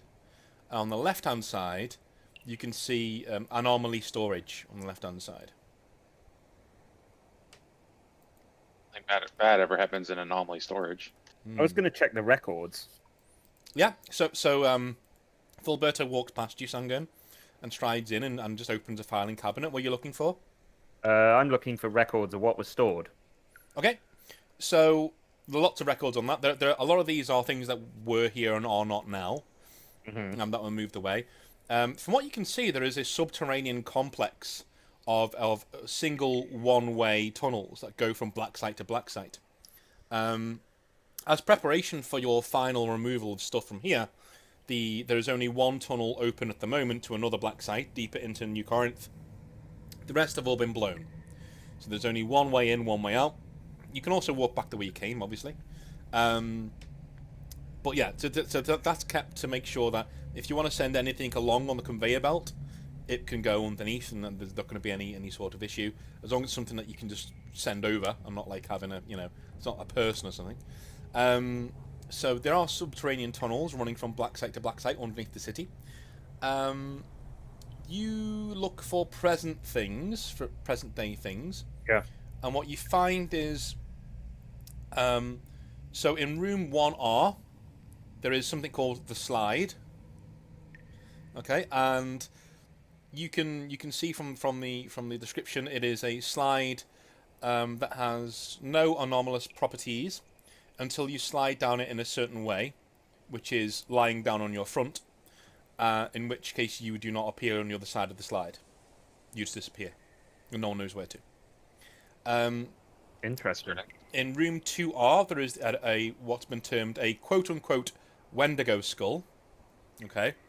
And that is the skull of what looks like a stag with fanged teeth and large antlers that seems to react to other people in the room and will actively try to attack people who are in the room. Now, obviously, this is a skull, so all it can do is basically roll from side to side.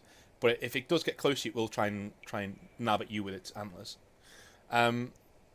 Room 3R is empty. Room L1, so left 1, is empty. Okay. Room 2L is also empty. And room 3L is empty. So, but these are dated several weeks ago. Yeah, that's fine. I'm going to investigate the slide. I'm not going to stand on it. I'm going to... I call dips on the skull. It's mine. So are you heading into anomaly storage then, to the left hand side? Yeah. Okay, so when you open the first door, with a key. So you do have a key. Are you going to ask Sam going for the key? I'm guessing. Yeah. Also, does it have a number on it? The first door that we walk into. Again, so you're not in anomaly storage yet. Oh, okay, fair enough. This is a place that stores very serious anomalies. They're not just going to have one door between, yeah. Oh, no. Them in the outside world. Yeah, so there are... The first door you're trying is locked to get to anomaly storage. Mm-hmm. So you're going to have to ask Sam going for the key. Yeah, I'll ask Sam going for the key. I'm gonna unlock it. It's like we're not here to take more orphans on. I'm gonna kind of eye both of them. We don't need another Ken situation on our hands. Is Ken with us? Hey! You've been taking out forecasts to do your mafia business with us. Let's not pretend like he didn't earn his keep. No, I didn't say. I was just asking if Ken was with us. I didn't say whether. I meant I was talking to Sangren. Ah. Anyway, Sangren's I not. did some the skull. I don't think we need to be taking that skull back. I think that It could skull's make for a nice problem. spear tip. I think the skull needs to get destroyed, Dennis. I called dips on it already. You can destroy the next thing. We could put it in a cage in the pub and call it a chamber of oddities. We are not putting it into the pub. Yeah, I'm gonna use it as a weapon. So are you giving the keys? This is what I asked. Are you going to give the... you need to go and ask Sam going for the key. Sangan, are you going to give them a key, or do you want to go in there first yourself? What do you want to do? I think I'm gonna say I'm going in there first. All right. And I'm gonna, and I'm just gonna give you his pointed look. It's like, we don't need to have any more, issues with other blackcoats, guys. Fair enough. So you head over to the door and you unlock it. On the other side, there is... These are pretty huge doors as you pull them aside, but on the other side there is an even bigger door. It looks like a circular vault door with a combination lock in front of it. It looks sturdy as all hell. There's no blowing through this. Do we see a slide? No, you're not in that room yet. Oh, okay, fair enough.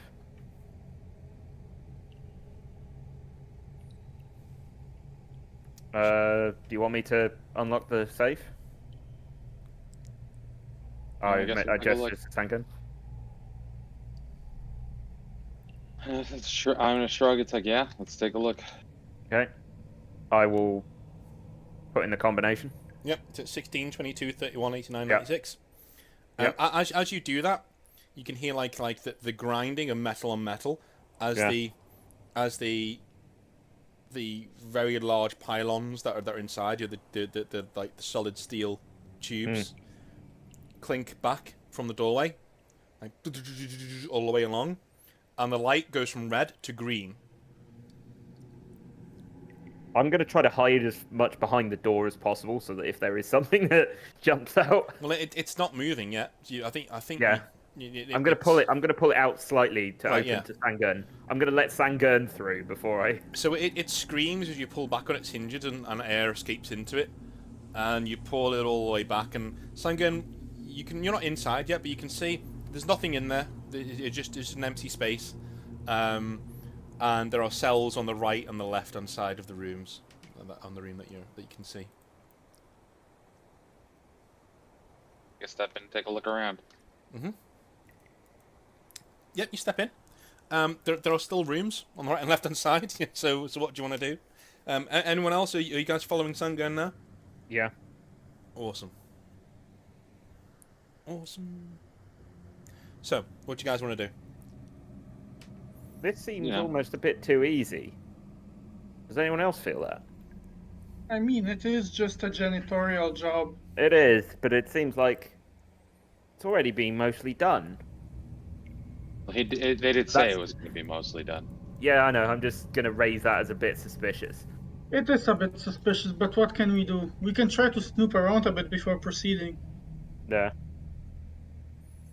Okay. Yeah, I think that's a good shout. So, what are you looking for first? Traps. Okay. Why don't you do a wits roll for me? Uh-oh. Let me check quickly my stats with. Oh no. Nothing. You see nothing. I'm gonna check the not the dorm rooms, the bunks, to see if there was any like personal effects You left want to go behind. back the other way? Yeah, I was gonna check if Okay. there was anything any personal effects or random things left in there. So the dorms are open. You can just open the door when you go back the other way. There are bunks in here. There are several types of uniforms, things like that. There are even one or two piece of black clothing, not the coats obviously, but there are bits of black clothing that are dotted around. But no, you don't really see anything. You don't see anything that you can really use. This has been cleared out. The only things that are left are the anomalies. Fair enough. I might gesture to Sangan and say maybe we should ask Arthek if we could keep it instead. Waste not, want not, after all. I mean, I think we're better off just, coming up with one that's not potential. There's going to be some reason why they were closing this one down. Maybe. Before we, let's try to figure this out, and then we can consider what else to do with this. Sure. Hmm. Did they tell us where the magma purge was? The button to press. The magma purge is in the room at the end of the anomaly storage. Okay. Is the skull room open? No, none of the rooms are open. They're all locked. Okay, can I try to beat my way there using my fancy ferrite? You can actually, it's a latched locked door on the outside, so you can actually unlatch the lock and just pull it open. There's no. Oh, okay. Yeah. Like while the others are busy, I do want that skull. Okay. So, as you walk into the room, it's not facing you, the skull. But as you step into the room, it rocks around until it's facing you. It's like on its side. It looks like a very large stag head with How extremely big is large it antlers. comparable to a person? I would say it's like the size of your upper torso and head. So that's not very practical to use. So it rocks and starts like rocking side to side a little bit, but then stops. Roll a. What's best to roll on?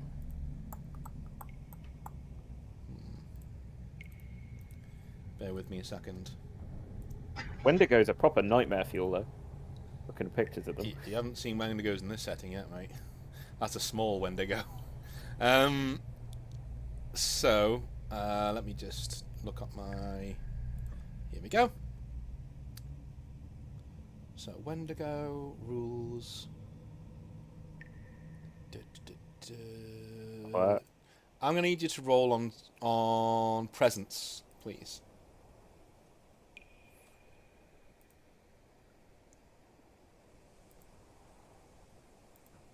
Are you going to try to impress the Wendigo Skull? More resistance effects. So, you start feeling like you really want to put this thing on. Like you really want to put this thing over your head right now. I think I would know well enough to, if I feel like some creepy thing wants me to do something, to not do that thing that it wants me to do. Yeah, I mean, you rolled well enough that you're not immediately going to put it on, but you're not thinking logically. That's what I'm saying. So like, it doesn't matter whether you wouldn't do it. It's impressing on you that you really need to. You know, you really should. Am I at least sane enough to scream at Sangren? Hey, Sangren, I'm about to do something stupid. Would be a good idea if you stopped me. I mean, you can do it. Roll another presence check for me. That's very convenient. Because then we can do that with any check, can't we? Still even. Roll another one. Because you're not pressed for time, are you? Let's be honest. Okay, so yeah, you sort of take a step back from the room, and you just call Sangun's name, like kind of panicked. Heavily, and then kind of. It's like he went for the skull, didn't he? God damn it! And then head over to try to stop him from doing whatever it is he's about to do. So when you see the door open, you just, and you know what room it is, obviously, because he's already said he wanted to get that. Yeah.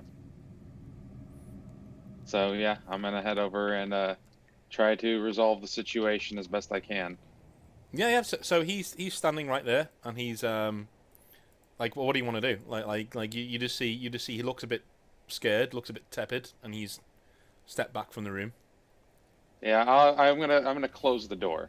I'm not gonna look inside. I don't want to know. I'm just gonna close the door. Okay. As soon as you close the door, you hear an ear-deafening screech, and Dennis, you can see inside. There's almost like a spectral Wendigo has appeared from the skull itself, and has stood up and slammed itself into the door, and you can see like the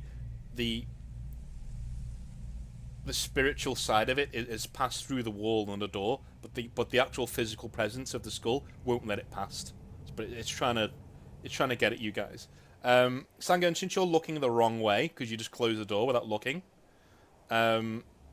you are going to take a little bit of a hit here. Let me just. Whoops, not 77. Oh god. Jesus.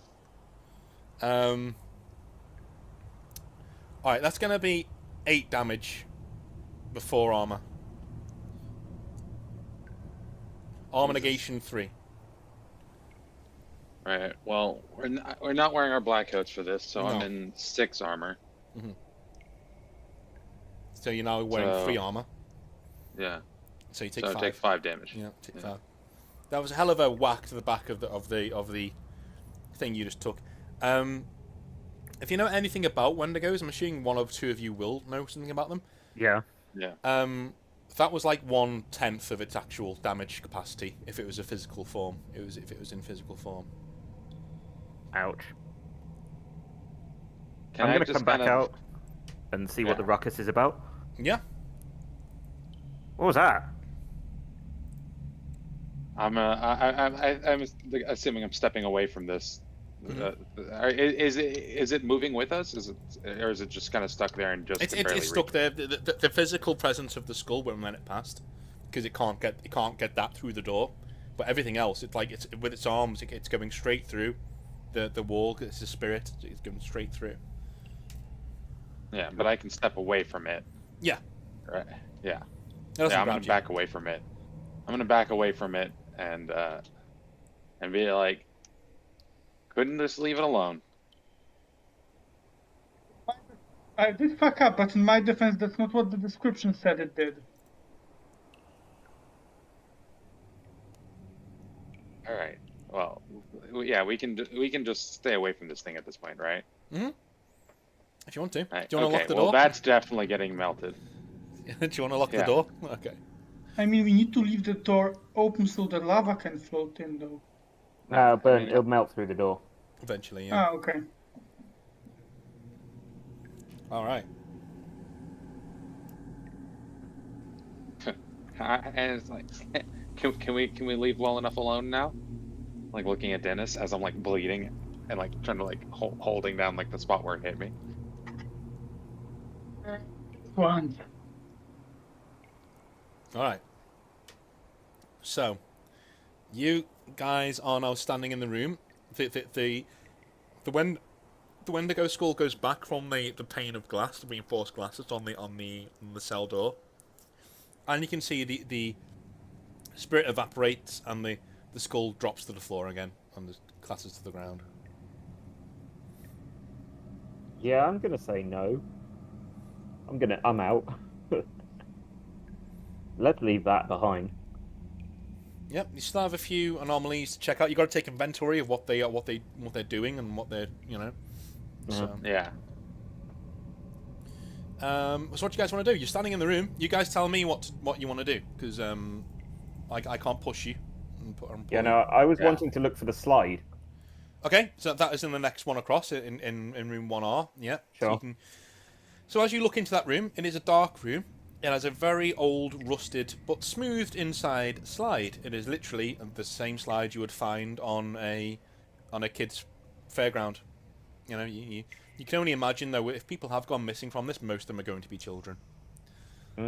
Interesting. Could I pick up an object, like, I don't know, an old book or something? Yeah, you can just pick up a file or something. Yeah, file. Place it face down. So you're opening the door, you're going to go in and... Yeah, I'm going to open the door. Okay. Yep. So you open the door, like the slide doesn't attack you. You're okay. No. Yeah. And I place it face down. Face down, yeah. Slide an object. You slide it down. Yeah. I'm not going to touch it, obviously, as the point it slides down. Okay. It doesn't come out the other end. When does it disappear? You need to shine a light down there, but you do have more than one object, if you can do that. Oh, okay. Oh, it's a covered slide. It's just dark. It's just very, very dark. Okay, yeah, I'll shine a light and then get another book. Okay, so you slide it down. As far as you know, it disappears into the darkness, and you don't see it. Your light doesn't penetrate the darkness. And if you look over the slide, you can't see the light coming out from the other side of the mouth of the slide either. Use my chain. I dropped the end of the chain. Maybe we can pull something out of it. Do we really want to pull something out of there? I'm gonna walk around the slide if I can. If it has frozen, maybe if it has frozen time, we could pull out some of the children. I don't know. Actually, not a horrible thought. Maybe it's a port somewhere else. Yeah. This is why I want. Let's be honest. Let's be honest. Dennis is just looking for more recruits to his horrible orphan army. He's not doing. This isn't. Hey! The orphanage is not bad. They would have it worse on the street. They would. But I'm not going to pretend for 1 second that you're doing this for altruistic reasons. No. This is a recruitment drive for dear Dennis. This one. I mean, like kids. Yeah. I mean, in a demon hellland is probably no better. Yeah, making a small lasso and down the slide, maybe we can pull something out. All right, so, let's everyone do a witch roll for me. Are you in the room, Sangun, or are you staying outside, just in case? I'm staying outside. If I need to pull them back, then I want to be, not be in the middle of the shit. Right. So, Filberto, you find there is a book there nearby. And it looks like a file that's been left there on the side, almost like when you go into a hospital room, there's a file there. So you take it out, and if you leaf through it, you can see that people have been sent down this as test subjects before. Yeah. And some of them have radios on them. Yeah. For some reason, any other sort of technology doesn't work, but radio waves do. So wherever this thing sends you, the radio waves actually get back to whoever's doing the test. Interesting. You see an account of one test subject personnel who's been taken from death row, and he was sent down, and he described that he came to a place that was like a tunnel. He was almost like he was surrounded on all sides by rock, but he could kind of crawl, and he crawled forward until he felt like a foot on his face as he came forwards, and he realized that it was a little boy. And the little boy was just telling him that he wanted to go home, and he was very frightened. And when he came back, he couldn't get back. And he was starting to panic. So in response, the Blackcoat sent another person down there to fish him out. And this person had more equipment, he had light, he had all sorts of things.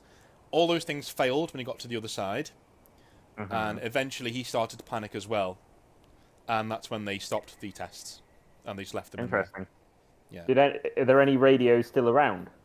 Yeah, there's a whole tub of them nearby. Oh, is anyone speaking into them?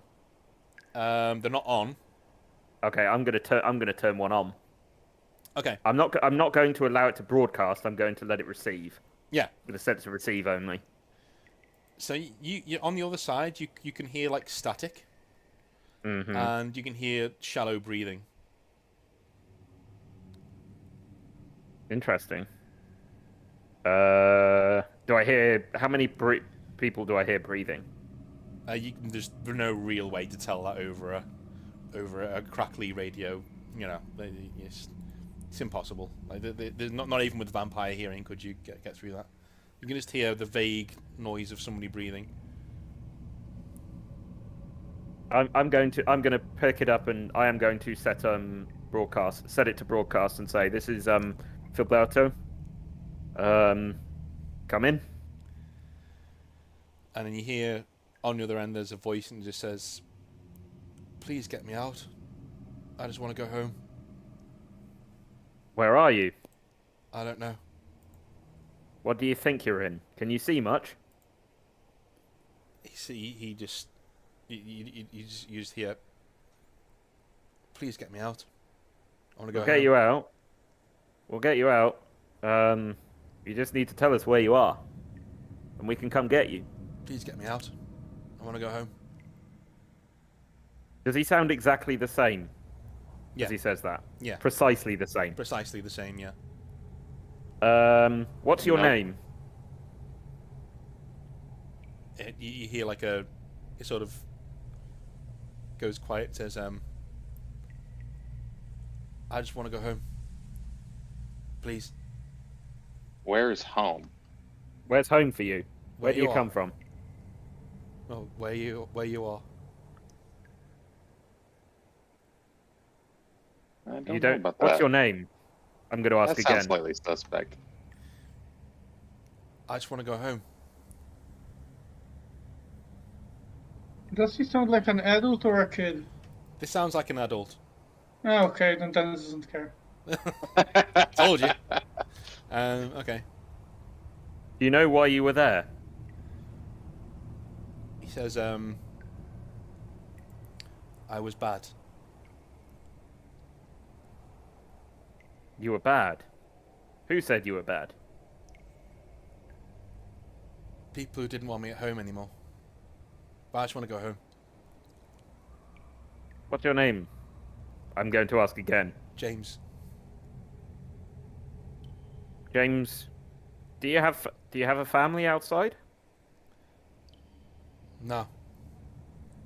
You don't. Can you come in? We can't come in. I'm but just looking at Filiberto and just shaking my head like, no. Do you want to No. drop a rope? I'm going to turn it off broadcast, and I'm going to go to Sanga. I'm going to look to Sanga and say, could at least chuck him a rope. I think that's a very bad idea. You think? Yeah, let's just leave. Like, what use would he be to us? I'm going to broadcast to James and say, can you see anything where you are? We will help you get home if you can help us. He just replies, "Darkness." Do a witch roll for me. And anybody who wants to do a witch roll can do. Oh shit! Ow! All right. So, Filberto, you think going into this thing is a really fucking good idea. So much so Oh god! that you start climbing up to get a better look in there. Can I literally just grab him and just like pull him off there entirely and just be like, no, Can I just say and close the door? the odds of that roll? Yeah. Yeah, that was real bad. You're gonna have to roll a serious, good speed roll to get over there. So I can mean, I at least take some aren't I safety closer? precautions? Aren't I closer somewhat? you are, but do you care? Like you started walking away because you realized this guy wasn't a child. So you're the I mean, yeah, but I would care about Filberto going down the thing considering stuff disappears. okay.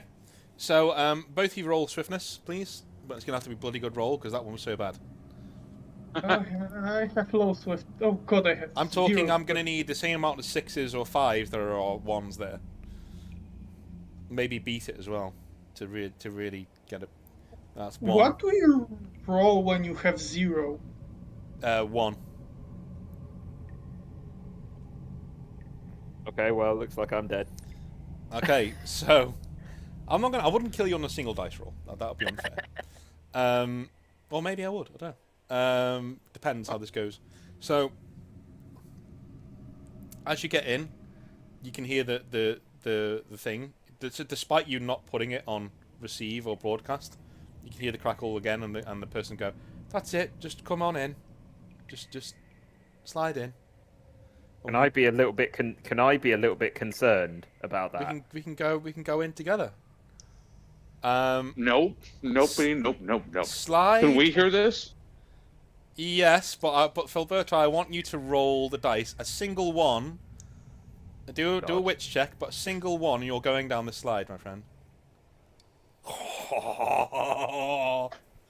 Oh, okay. I'm going to be a little bit concerned by the fact that the kid wanted me to join us. Okay. Yes. Okay. He just wanted to leave. When you stop, you hear a growling noise coming from all of the radios at once. Just interesting. Are you gonna need another witch roll to step down from this? Can I grab him now? Yes, you can grab him. Now. Yeah, I'm literally just gonna fucking full arm get him, pull him off of there. As you do that, like screaming starts from the radios. I'm gonna. Yeah, I just want to grab them both, take them out of the room, and close the door. Okay, so you're just bailing, closing. Okay. But it was fun. Cool. Can I like give him a smack on the like you know when you like almost when you have a you know you do the newspaper and the dogs, you just kind of like you know not hurt them but let them know they're being really dumb. Yeah. Stop him this time. What did I do? No, not you, Filiberto. You didn't. I just got you out of there before you did another dummy. Like to be fair, Filiberto, even you don't know why you did that. You just like no. You know. Yeah, it just felt like I was just up at the top of the slide, I guess. What if we throw the Wendigo into the slide? You know, that's actually not a terrible idea. That actually sounds like a good idea, but I also do not want to grab that to go get hit by that Wendigo again, because it hurt. Or do you? Your idea, you do it. Let's let the lava deal with it. Thank you. Okay. So, the other door on this side is empty. Would you like to check on the other side? Yeah, I'll check the other empty room. So, on the right-hand side, the rooms that are supposed to be empty are not empty. I'm not even opening those doors.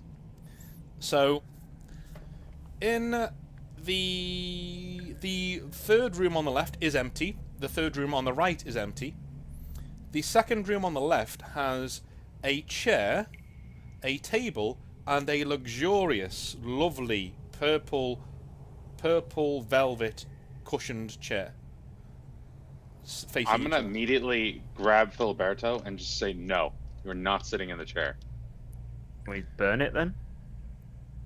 The lava will deal with it. Let's just go pull the switch or something already. Clearly nothing here is good. And can we at least check the room out, even if we avoid the sofa? I don't want to. No, because you just about sent yourself down the ladder, the slide of doom. There is a file outside of this room. Yeah, I'm gonna check the file. So apparently, close the door and then we can check the file. Yeah, apparently this is its code is harmless. So you have like different codes of danger, you know, and the code on this one is next to harmless. This is a room where an entity will appear and converse with you if you sit in the chair opposite the luxurious chair. That's pretty much. And they've sent 39 people to talk to this thing, and they've had no incidents of anything going wrong or anything like that. It's just, you know. All their files were also wrong so far, because every single thing did something extra than what they described.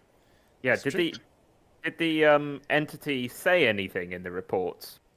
There are no transcriptions here, but it does seem like the entity is generally quite forthcoming about information, but will try to engage you with a deal of some sort. It is a salesman of some sort. Interesting. Interesting. Maybe use the fancy pentagram from last session if you wanna check if it's demonic. Considering it was some sort of holy symbol. Yeah, you can Definitely not definitely holy. use that symbol if you want to. Well, we can also use the yellow flowers to check if it's an enemy of death. I don't know. So, shall we I mean, have a chat with this? okay. You are expected to know what these things are doing right now. So Yeah. I'm only saying this from a Yeah. I've got no problem as a GM with you just blowing this gaff and leaving. Yeah. But if you want like positive reputation with the Blackcoats, like they're going to expect you like to write down your report. Sangren's going to do his job. Yeah. So, Okay. so wait, so we are expected to interact with all the things? You're expected to just find out what they're doing. You know what I mean? Yeah. Like are Make they sure acting nothing- normally? Are they Nothing more untoward has happened. Yeah, are they breaking out of storage? Are they, what's going on? And then you need to make the conscious decision: are we taking this? Are we keeping this and sending it down the line to the next black site, or are we getting rid of it, basically? Okay, we need to go into the room then, right? Yeah. I'm just going to be taking notes throughout. Okay. No. Okay, who sits in the fancy chair? Sangren is going to say that. Sangren's like, I think that at the very least I should stick out here, so that I can pull you guys out. Do you want to tie my chain to us already, so you can pull out without running? Yeah, that's probably not a bad idea. Okay. Bilboto, can you draw the holy symbol so I can sit in the chair? Sure. Yeah, the pentagram, the yellow flower thing. Do you want me to do the chat? Do you want me to talk to them, or? Maybe I'll try this time. We can switch with the nearly dying part, and Sangren can stick to the saving part. I'll stand next to you then, also inside the pentagram. Okay. Not inside, like maybe draw it on a piece of paper so we can, because we need to sit down on the chair. Like, yeah. Okay. draw it on a piece I'll of hold paper, it. and then I can show it to the creature, and it's better if I hold it because I think those things affect me less because I have bad eyesight. Let's do a wits roll, please, everybody. Who read the file? Did everyone read the file? I would probably be told it. Okay, Yeah, so Filberto. I think he read it out loud, I assume. So yeah, Filberto, you can see any deal made with this thing is made good. So the Blackcoats have been sending people in here to make deals with it. Say, can I have a turkey sandwich? And yes, you can. Yeah, So any deal made with it comes true, that they know of so far. But they don't know what they've dealt. What the other end of the bargain was. They do, but they haven't put it in the notes. It's always the soul. Might not be But always. you wouldn't so. sell your soul for a Did they say what they bargained for in the file? They're being less than specific on that. Something of equal value. It's the only thing you can get. There's something of equal value. So if you ask for a turkey sandwich, it's gonna, it's not gonna be a very big thing. But say, I want to kill the king of the Dominion. To be like, okay, well now, that sort of a thing. But You can wish for that. You could do if you wanted to, only if you could pay for it, though. I'm just thinking aloud here. Maybe Sangren should be the one to sit in this chair so that you two don't make a deal.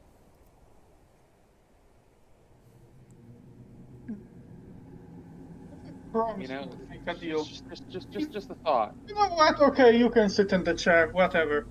I'm going to still stand there I'm going to stand there holding the chair in one arm. I'm gonna bind chains to both of them and stand outside of the room so I can pull them out this time. Okay. So where the Yeah. chains? I mean, not that Sangren doesn't trust you, but we both know he doesn't trust you. So you're gonna chain.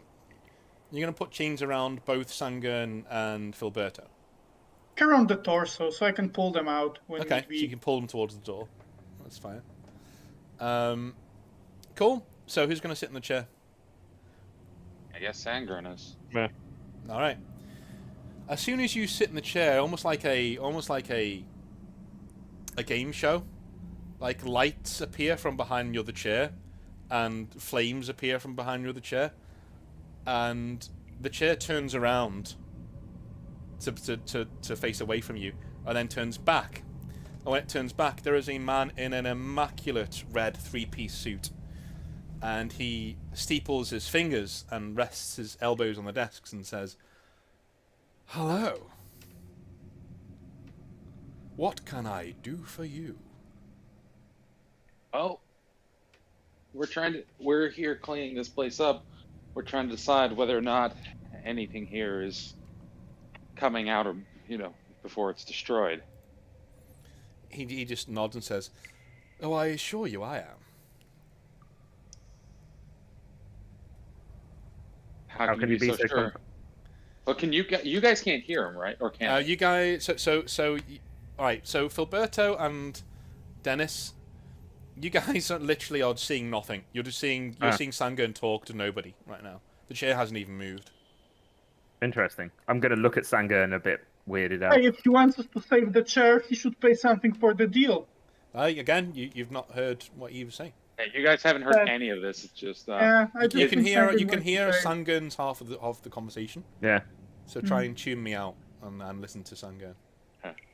So, yeah, I'm just like, so what makes you so sure? Anything you like. I can procure, I can do, I can change. All I ask is something even in return.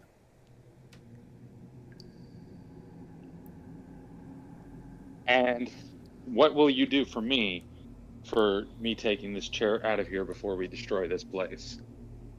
Nothing. I have other chairs.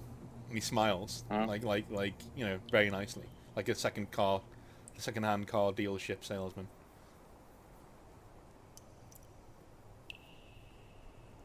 All I can tell you is this is probably the only time you're going to get to speak to me in such a place like this, unless you take me with you. Or you send me to one of your delightful colleagues.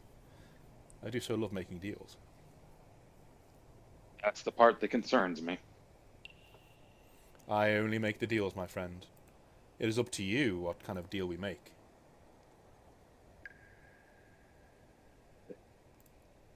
And what kind of cost will we be looking at for more information on what happened down at the prison? That is a Sangren's not going to be. Yeah, Sangren's not being specific because he wants to gauge how much this. That is a delightful question, considering the amount of browbeating you gave your friends for stepping into this chair. And wait! I did hear that he's making a deal, right? Yeah. That means that I'm pulling him out because he did ban it. Well, hold on. No, you're getting pulled out. Well, that's why he was asking what would it cost for information, not making it. I love the fact that he's just... Yeah. Okay. You're getting pulled out. Okay, so you're just pulling him out. I'm gonna sit in the chair. I'll say, well, guess we won't find out. I'll get up. I'm not gonna. It just would have been really funny if you just you're talking to and you just start sliding across the floor. So yeah, so you get pulled out. And I mean, when they start pulling, I'll get up. I'm not gonna fight them on this. So Filberto dumps himself into the chair, and the chair turns around again. I had a chain on him as well, but I guess he can stay for now. And exactly the same thing happens. Like the flames happen. The guy spins around. This time he's wearing a white suit, and he steeples his fingers. He says, "Hello. I thought we'd never get a chance to meet." He smiles. Intriguing. So our friend here was asking an interesting question, and I think he was just taken out of action, shall we say? So I don't know what went down at the prison. Could you pass on a message for me? May I ask what kind of message? Just to your friend over there. Tell him he smells very much like a friend of mine. Intriguing. And what do I get in return? Nothing. Call it a favour. I'm only asking you to say a few simple words. Okay, I will turn. Do you want me to be discreet? No. I'll just turn around to him and say, Sangan. I think it's Sangan. Was it Sangan or Dennis? Okay, Sangan. This one seems to recognise you. And he says, I've been getting that a lot. That is not what I said, but let's move on. No, move on. I'm pulling him off. All right. That I'm makes gonna no sense. resist. I'm gonna resist. Okay. I I'm have going to probably way pull. more strength than you do, so. Yeah, the moment he resists, I'm helping. Okay, so you just yank him out, and yeah, so he's still there. Like he's still he hasn't actually given you an answer yet to your question. Before you actually leave, he does say, whenever you're ready to resume our negotiations, I'm sure there could be a price paid for such information. And you're yanked off the chair. Okay. Oh, Destroying it or sending it to the next office? I think. I'd say keep it. I definitely do not think we're keeping this. I'm looking very, very pointedly at Filiberto, because we both know you're going to do something stupid with it. But yeah, but do we destroy it or send it to the guys further? I'd say think that- send it Sorry, on. go ahead. Yeah, I think we send it on. If the files are correct and it seems to give true potentially valuable information, we should at least send it on. I mean, shouldn't you know? Supposedly it knows you, your acquaintances and stuff. It said you smelt like somebody that it knew. Just to be specific. Yeah, that is actually not the first time I've gotten that lately. Oh, well, Well, let's who send it to told the you that guys. last? Who told you that last? Doesn't matter. Anyways, so we'll send this one on. Oh, we'll put the description of whatever that thing was and tell them to be careful with it, I Yeah, suppose. makes deals, wears colorful suits, etc. Yeah. I guess we need to take it down to the basement, ship it on the conveyor belt. So are you, Dennis, not gonna parlay with this guy, or are you gonna you're not curious? I mean, I did promise to not make a deal with it, so let's just take the chair. That's fine.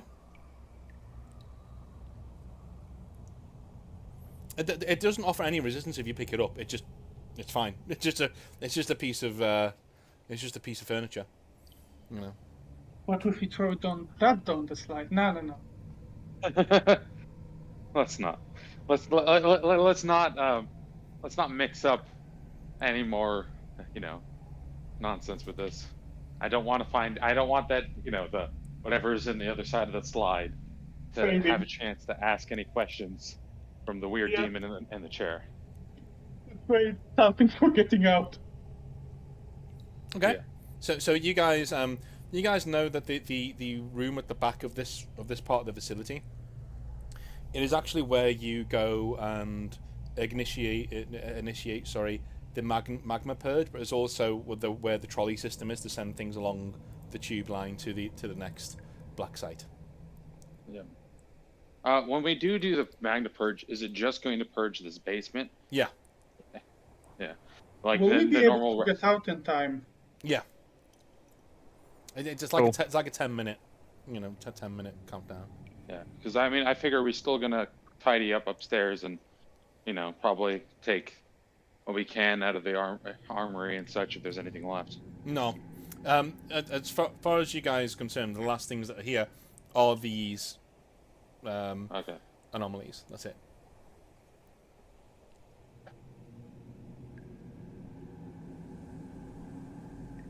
Fair enough. I'd say, yeah. Was there an underground passage? Was it just the conveyor belt that was just connecting? There wasn't any other passage. No. There's the way How back, large? Yeah. and there's the way to deeper into New Corinth, the next black site. How large is the hole for the transport? About 10 foot tall, 10 foot wide. Okay, so a person could fit in it. Oh yeah, you can stand in it. Yeah. I'd say maybe we should check the integrity of the tunnel before we head back. Go Maybe ahead. I'm not entering. I'm sure that we don't want the magma seeping out into other black sites, But I assume that's already been accounted for. But we might want to check that everything's okay, since if this is compromised, any other black site connected to this one might also be compromised. Guess we can take a quick look before we head out, but Yeah. Well, you can only assume that one of your things was to either send this along or take it out, that sort of thing. So you can only assume that it's going to be okay, but you can shout down the thing if you want to. It's like a mile long, so it's not like you're going to be able to just look down and see, and it's pitch black too. If you open the door, there's no lock to the end office door, so you can see down a tunnel right now. And it looks like, do you know those train things that you push and pull on to get them going? Yeah. It's like one of those, but it's not that. The push and pull things are on the side, and once you press the button, it goes on its own to the other end. Okay, fair enough. So yeah, so you place whatever you want to throw down there, and you send it and let it go. Fair enough. I'd say we take our sofa, send it down with a report, with a short set of reports, and the report that we found with it. Yep. To pass on to the black site. Do we know which black site we would send these to? It would be one that's further on into New Corinth, but it's not one that's in the Anbane district, so it's not your problem really. As long as it's I mean, We want to radio ahead or something and tell them that we've got they've got a package incoming. There is a telegram system onto the side here, where you do send it you do send a telegram. There's also a telephone here too. I'll send them a telegram. Okay, just saying something on the way. Yeah. Are you going to tell them what it is? Yeah, I will describe what it is. I'll give the short summary. I'll give the spark notes, and I'll say file attached. Okay, awesome. There is one more room you guys haven't been to. Are you guys looking to go and see what that is, or are you gonna just purge the entire place? I guess we should. We are supposed to look. So. Well, it is supposedly empty. It's not empty. Oh, I thought all the rest of the rooms were empty. All right. Well, before we open the door, let's look at the file this time. Okay, so when you look at the file, you see this thing is called a visitor. It is a demon from the Driftwood that has been captured and brought back for study. It can't move whilst you're observing it. Oh God! But when you're not observing it, it moves very, very quickly. Okay, no, I don't wanna. Its description is a near 7 foot tall humanoid with very saggy, wrinkly skin, yellowing skin. It has a razor sharp maw of teeth and wicked killing claws on both hands and feet. Well, what if it survives the lava? So, it means a demon does like fire. It is extremely resistant to heat. That is true. Well, even if it survives the lava, it'll be buried under a ton of rock and stone. It moves really fast if you're not looking at it. Okay, we could throw it down the slide. I would not put it down the slide. Well, we can look at it constantly and throw it down the slide, or we can look at it and blow it up with dynamite. That's technically true. Yeah, it can't move whilst you're looking at it. So the reason why it can't move whilst you're looking at it is because visitors are actually extremely intelligent, so the file says, and they know they're not supposed to be here on this physical plane. And so if you look at them, you're affirming that they are in fact here, and they literally can't move. Like they're just struck still. They can't move. Okay, we just need to take turns, like confirm when someone blinks. 2 people are on looking duty, 1 person is on moving the thing duty. Well, this thing could survive the lava, and you don't want that out in the city. No. So are we blowing it up, or are we putting it down the slide, or both? Why not both? Strap some dynamite to it. Strap dynamite to it, ignite it, down the slide. Good shout. And we need to watch it as it goes down that slide. Yes. 2 people on watching duty, say when you blink, and I can carry it or something, or Sangren can carry it. Yeah. Wait, I should carry it, I'm blind, I can't look at it. Like half blind. Yeah, let's not have the blind person on looking duty. All right. So yeah, I guess we do this. All right. So you guys are opening the door. Yeah. Very, very slowly until we get eyes on it. Yep. And when you get eyes on it, it's literally a millimeter from bursting through the door. It literally, as soon as you open the door, it pounded its way over and was literally I mean a split tenth of a second away from bursting through the door. At which point you guys would have seen it and it would have stopped anyway. But it's literally right there on the other side of the door. Well, that's not a good sign. They capture that. They totally are not weeping angels in any sense. I'm not gonna. Let's get this over with before anything goes wrong. More wrong than it is already going. So you're going to pull the door aside and... Alrighty. Yeah. Okay. So... I'm yeah, gonna... Alright, I'm gonna ask you guys to roll a d10 each. Any rolls of a 1 and you involuntarily blink. So it's basically, it's very low chance. Of course. 1 in 10 chance of you doing it.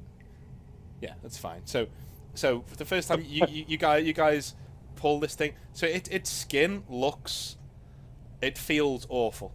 Like it just feels like the worst rotten piece of chicken that you could ever, and you're just pulling it along the floor.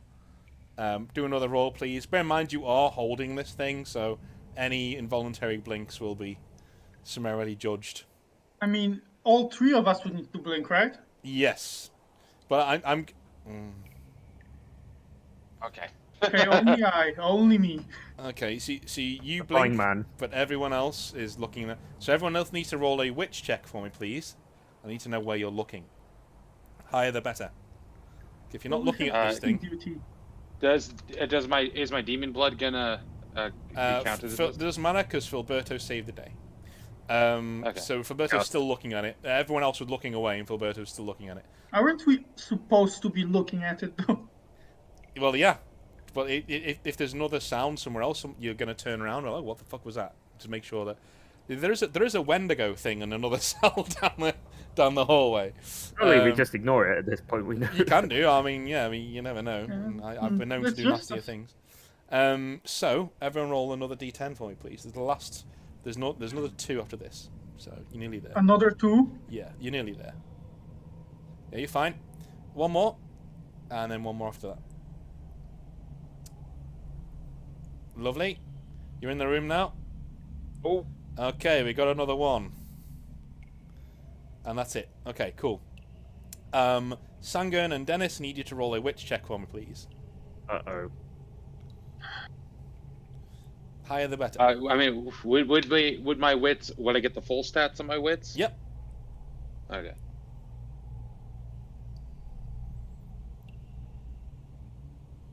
Okay, so Dennis saved the day this time. Dennis is looking directly at the creature. Okay, so now we're going to need strength rolls. So who's going to throw this thing into the slide? I'll strap it with dynamite. Okay, you're strapping the dynamite on. Right. You're putting it in its mouth or something? Yeah, and I'll also wrap some around its feet as well. Okay, cool. Just to make sure it can't try to climb back out. Excellent. That was my strength. Okay, so that you easily heft... Well, you're not easily, but you're sweating, you heft this thing up. And who's going to light the dynamite?